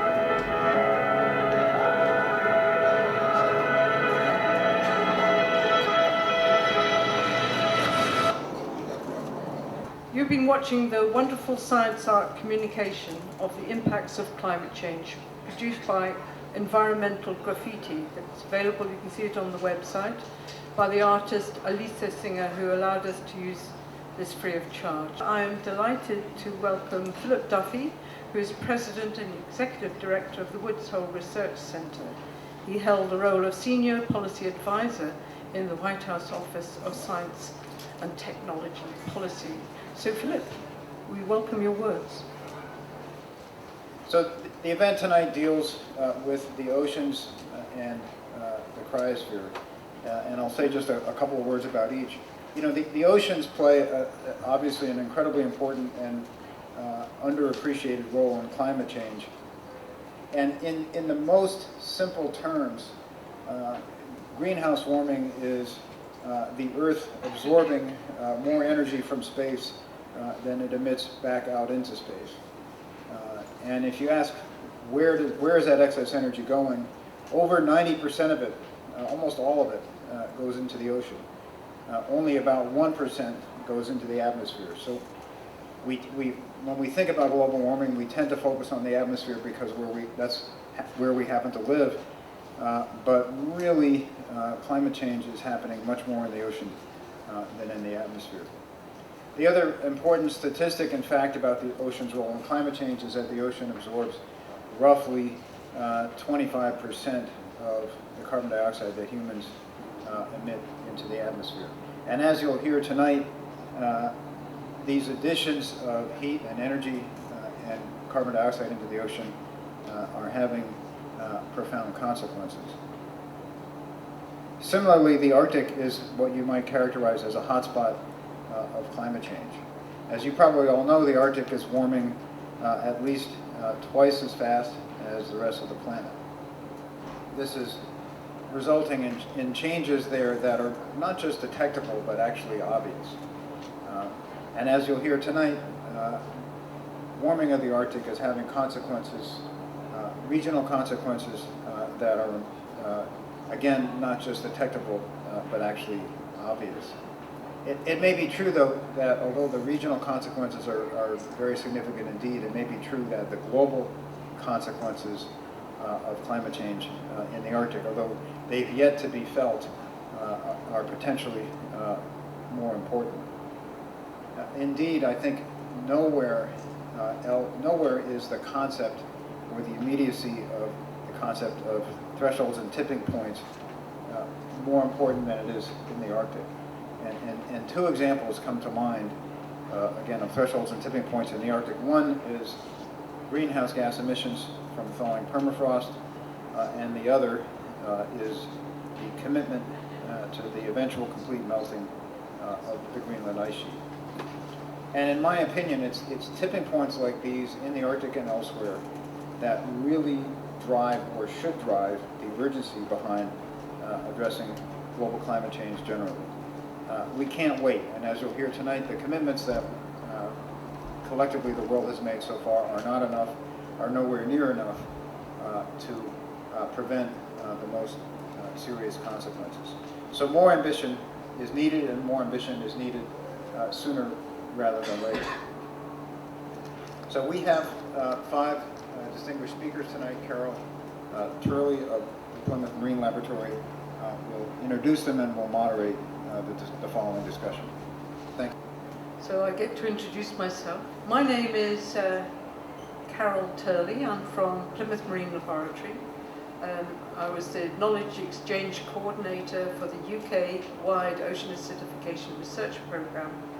I currently hold a Senior NERC Knowledge Exchange Fellowship, and I've been involved in a number of ocean acidification research programmes in the UK and the EU. And I have advised a number of policymakers in the UK and the EU and even the US. Still willing to, by the way. So just back to basics. We've all aware that carbon dioxide concentrations are increasing in the atmosphere, and they're rising year on year. And this year was a year when it went above 400 parts per million. and it looks like most of the year will be above that. It all depends what happens in the next 2 months. So we've crossed a threshold already. Now, the increasing carbon dioxide in the atmosphere is due to burning of fossil fuels and, to a smaller extent, deforestation. But only 47% of the emissions remain in the atmosphere. The rest is taken up in equal parts by the biosphere, the land plants, and the ocean. And what I'm focusing is what happens when that carbon dioxide enters the ocean. So 25% enters the ocean, and that, whilst reducing atmospheric warming, causes ocean acidification, because CO2, when mixed with water, produces an acid, carbonic acid. And this is what we term ocean acidification. And it's a change in the pH of the ocean, which is a measure of the acidity. Ocean acidification is happening now and is measurable, and it directly reflects the atmospheric CO2. And you can see how the CO2 emissions increase year on year and the pH of the ocean decreases. But there are other major changes to the ocean carbon cycle as well. It's not all about pH and hydrogen ions. It's about the decrease in carbonate ions and increase in the bicarbonate ions. So there's an awful lot happening, an awful lot of changes happening to the carbonate cycle. And these have varied impacts on marine organisms. This is aragonite saturation. It's global model projections of aragonite saturation.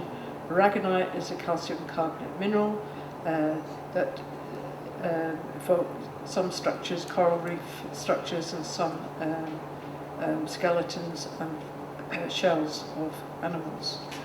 And you can see that at the very beginning, the whole ocean is well saturated. What you want to see is the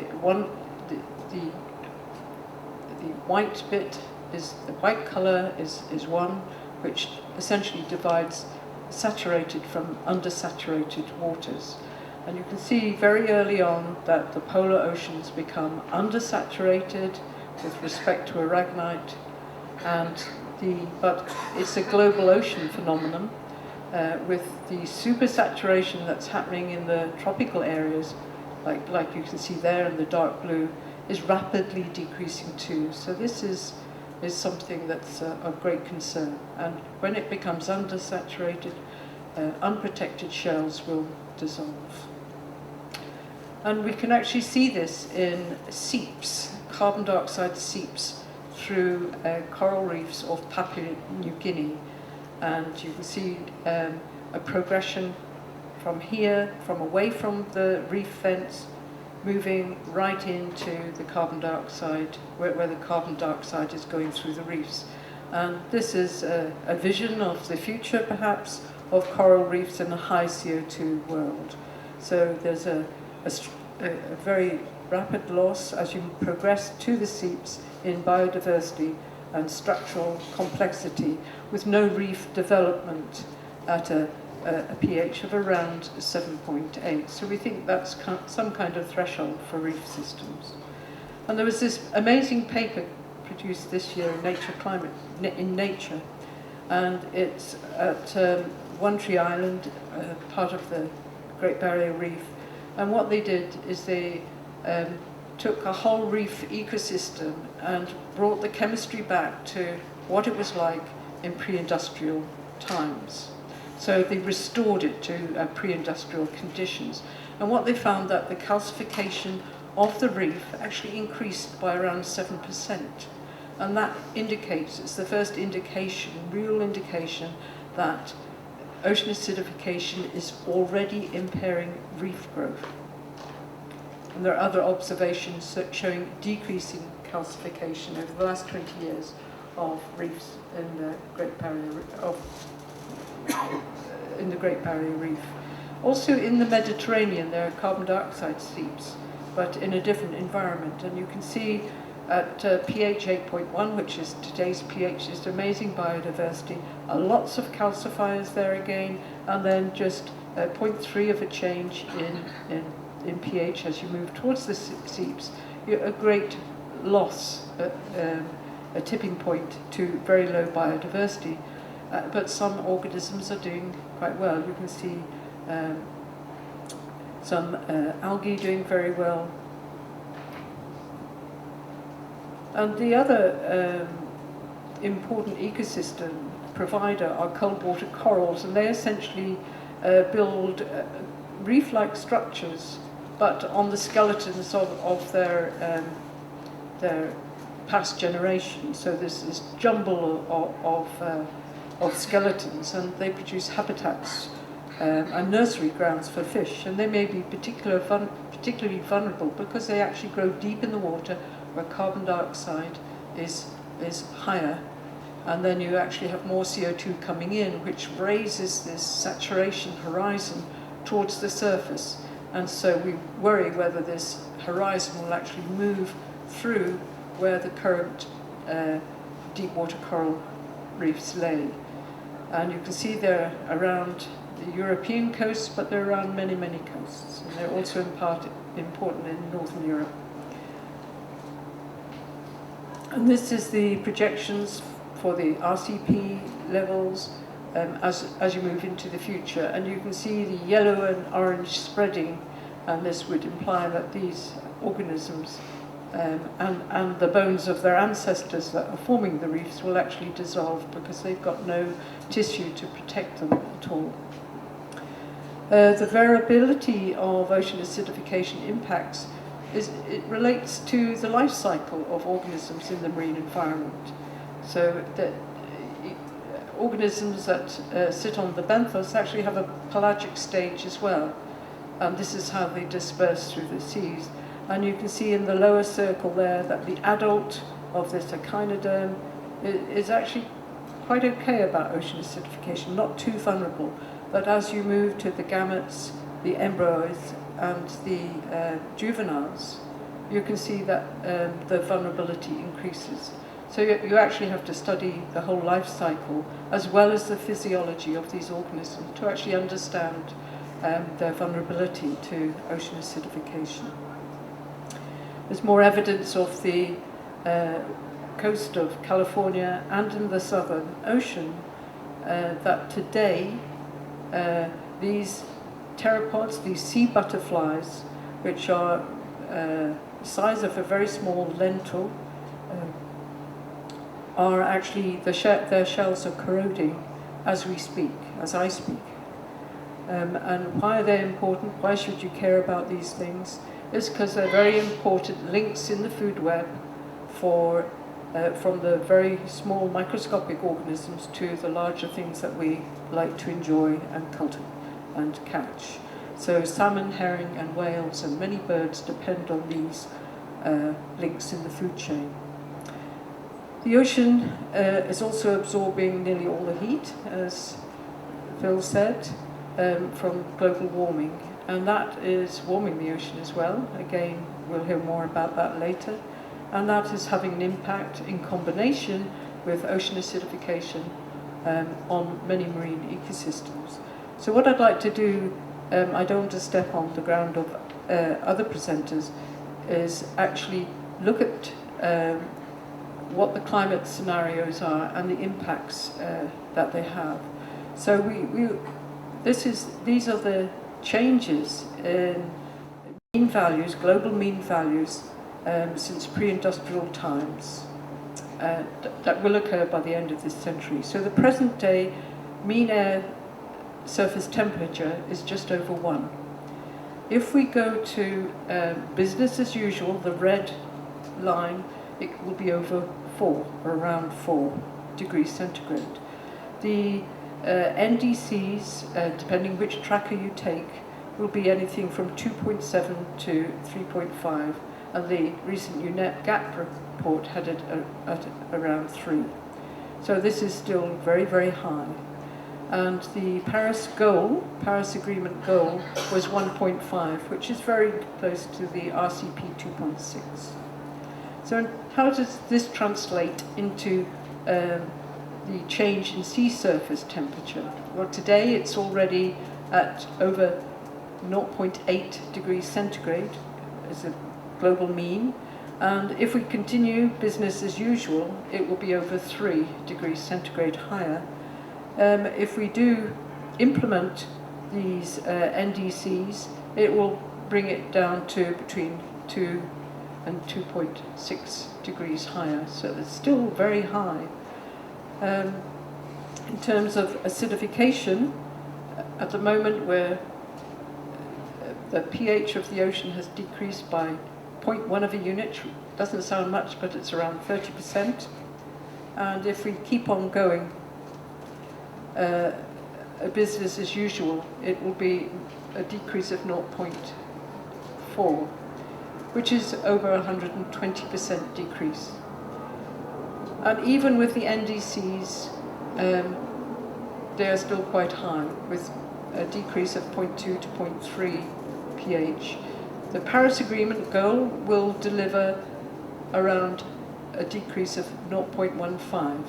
So it's starting to sound better, but how does this translate in terms of impacts on important ecosystems and the goods and services they provide us? This is a planetary boundary diagram, and you'll see that the center is white, which it means that the risk of impact is undetectable, it's very low. The yellow circle is when it moves to moderate, and the red is when it moves to high, and the purple is when it's very, very high.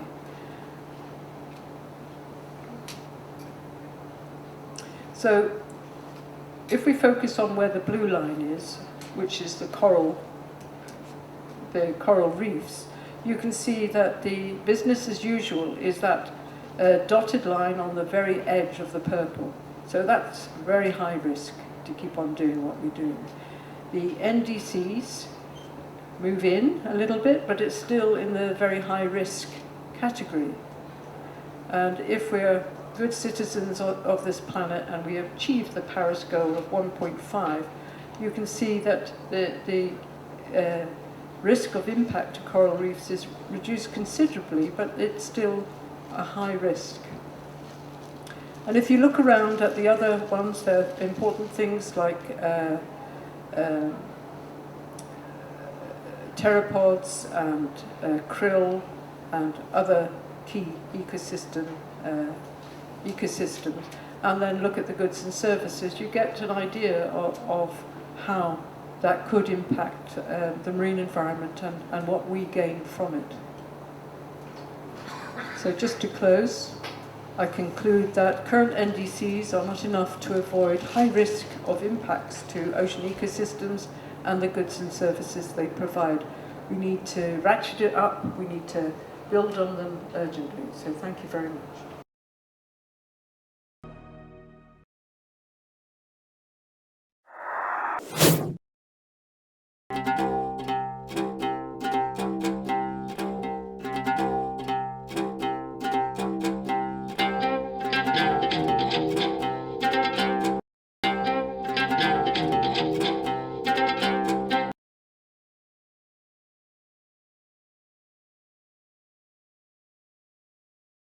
Dr. Svante Boden, who's the European Director of the International Cryosphere Climate Initiative and the President of the Swedish Meteorological Association. Previously, he was head of the Division for Climate Change in the Swedish Ministry of the Environment, amongst other very eminent positions. So Svante, you have the floor. I will pick up where I think Carol left and look at the water on land instead, and frozen water, that is the cryosphere of the Earth. And not unexpectedly, and as we have heard from Phil Duffy here, there are great risks for passing certain thresholds that will lead to irreversible processes, melting the cryosphere. This is a diagram that looks a little complex. You will have a chance to look at it again. But what it shows is actually how different thresholds are passed and how different irreversible processes are starting for different global mean temperatures. And as you can see, there are parts of the cryosphere that are affected and start their trip towards passing thresholds already at this time, temperatures around 1 degree. And one very notable thing is that scientists have established that part of the West Antarctic ice sheet has actually become unstable and started to empty the ice and melt it into water in the oceans. And that could then lead to, over the next several hundred years, of increase of the sea level of about 3 to 4 meters. But you can also see mountain glaciers are at risk around 2 degrees. Arctic sea ice, it's very likely that if you go to 2 degrees or maybe a little beyond, you will have complete loss of summer sea ice. There are even dangerous thresholds ahead. If you go up to 3 degrees and above that, you risk actually to start irreversible processes of melting ice sheets over the East Antarctic. And that's much more water. So this is what we are facing, and this is what we should have in the back of our minds when we speak about the current NDCs. So there are all of those good reasons to stay as low as possible, and the current NDCs are definitely not putting us on the right track. And one of the dangers here, of course, and is implicit in the climate system.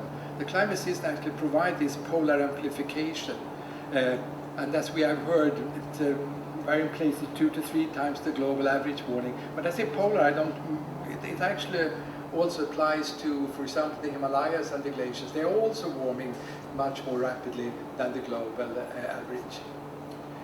And this, of course, is then speeding up the melting and the change processes in the polar region.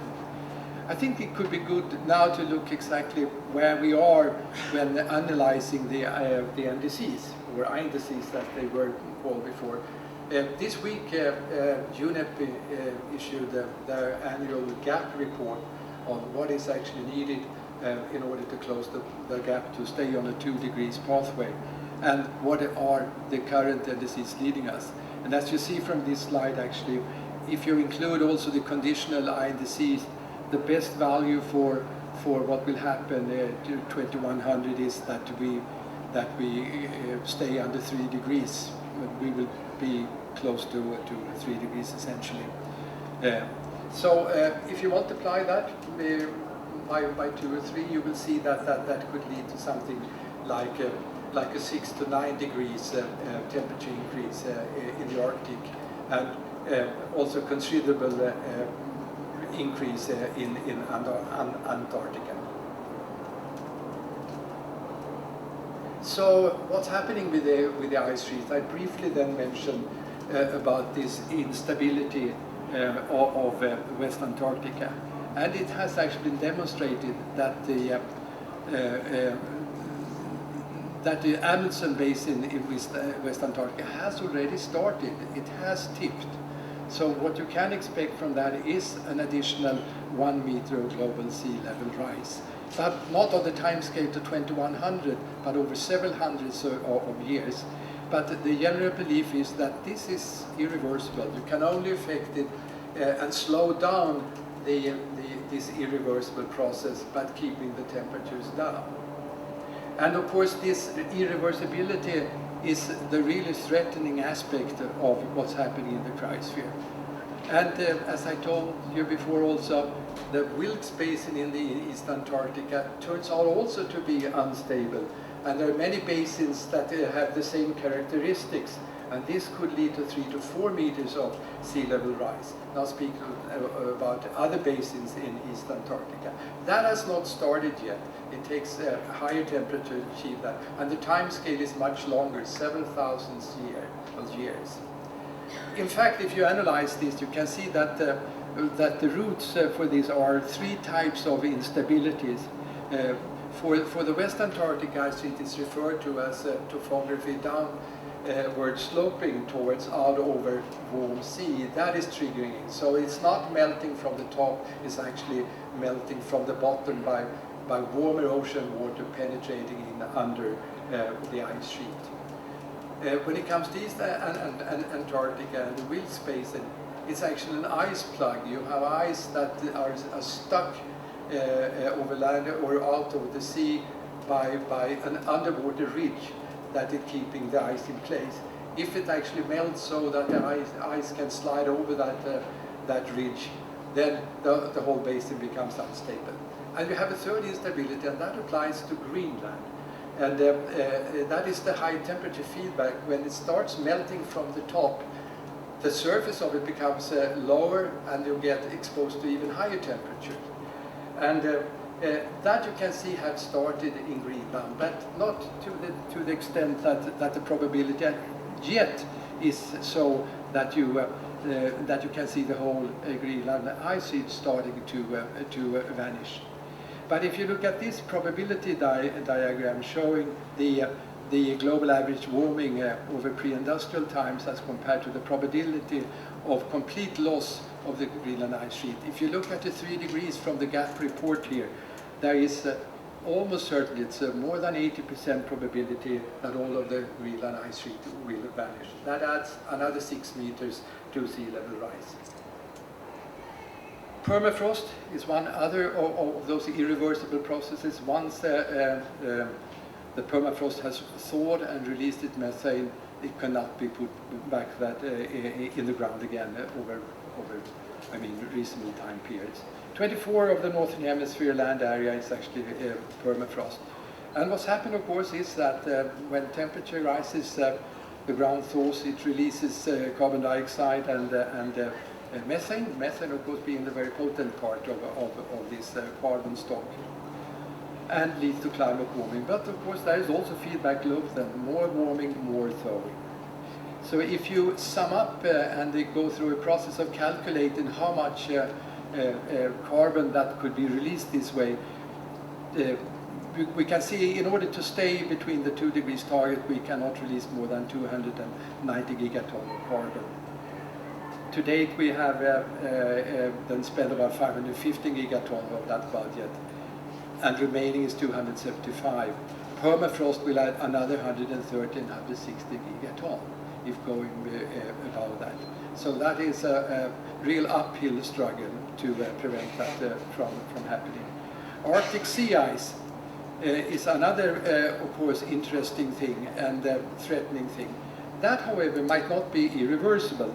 This is only from this year and the latest observation about the sea ice. And what's striking with what's happening now is that even if we didn't reach the summer low of 2012, it's below 2 standard deviations of what's happened over the last 30 years. But IPCC, and based on a number of Earth system models, came up with this picture showing that for the 8.5 RCP scenario, it's very likely that all of the summer sea ice is vanished around 2050. But on the other hand, if you can stop the warming at 2 degrees, then there's a chance of actually stabilizing the loss and not see all the ice vanishing. But only a couple of days ago, there was a new article in Science that showed that there's a very clear relationship between CO2 versus sea ice extent. So you have the cumulative CO2 emissions to the right, and you have extent of sea ice on the vertical axis. And so far, since 1953, there is a linear relationship. And if you extrapolate that to no sea ice at all, then you will see that it only takes 1,000 additional gigaton of CO2 emissions to get that. And if you do this calculation, you will see that will lead to about the same time as was predicted for 8.5, about 2050. It might occur earlier, actually, if you get this sort of galloping events that we have now. So I will come back to the picture again. You see that very, very important parts of the cryosphere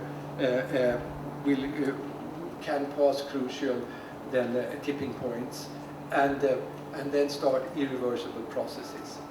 And if you then put in the 3 degrees that we were speaking about before, you see that, that almost all of these processes will have started and continue actually to deliver their end results. For example, the complete loss of the Greenland sea ice and the sea ice, Greenland ice sheet and the Arctic sea ice.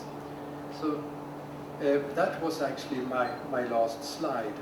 If you're interested to read a little more about the thresholds and closing windows, there is a report that we published last year where you can see a little more of this.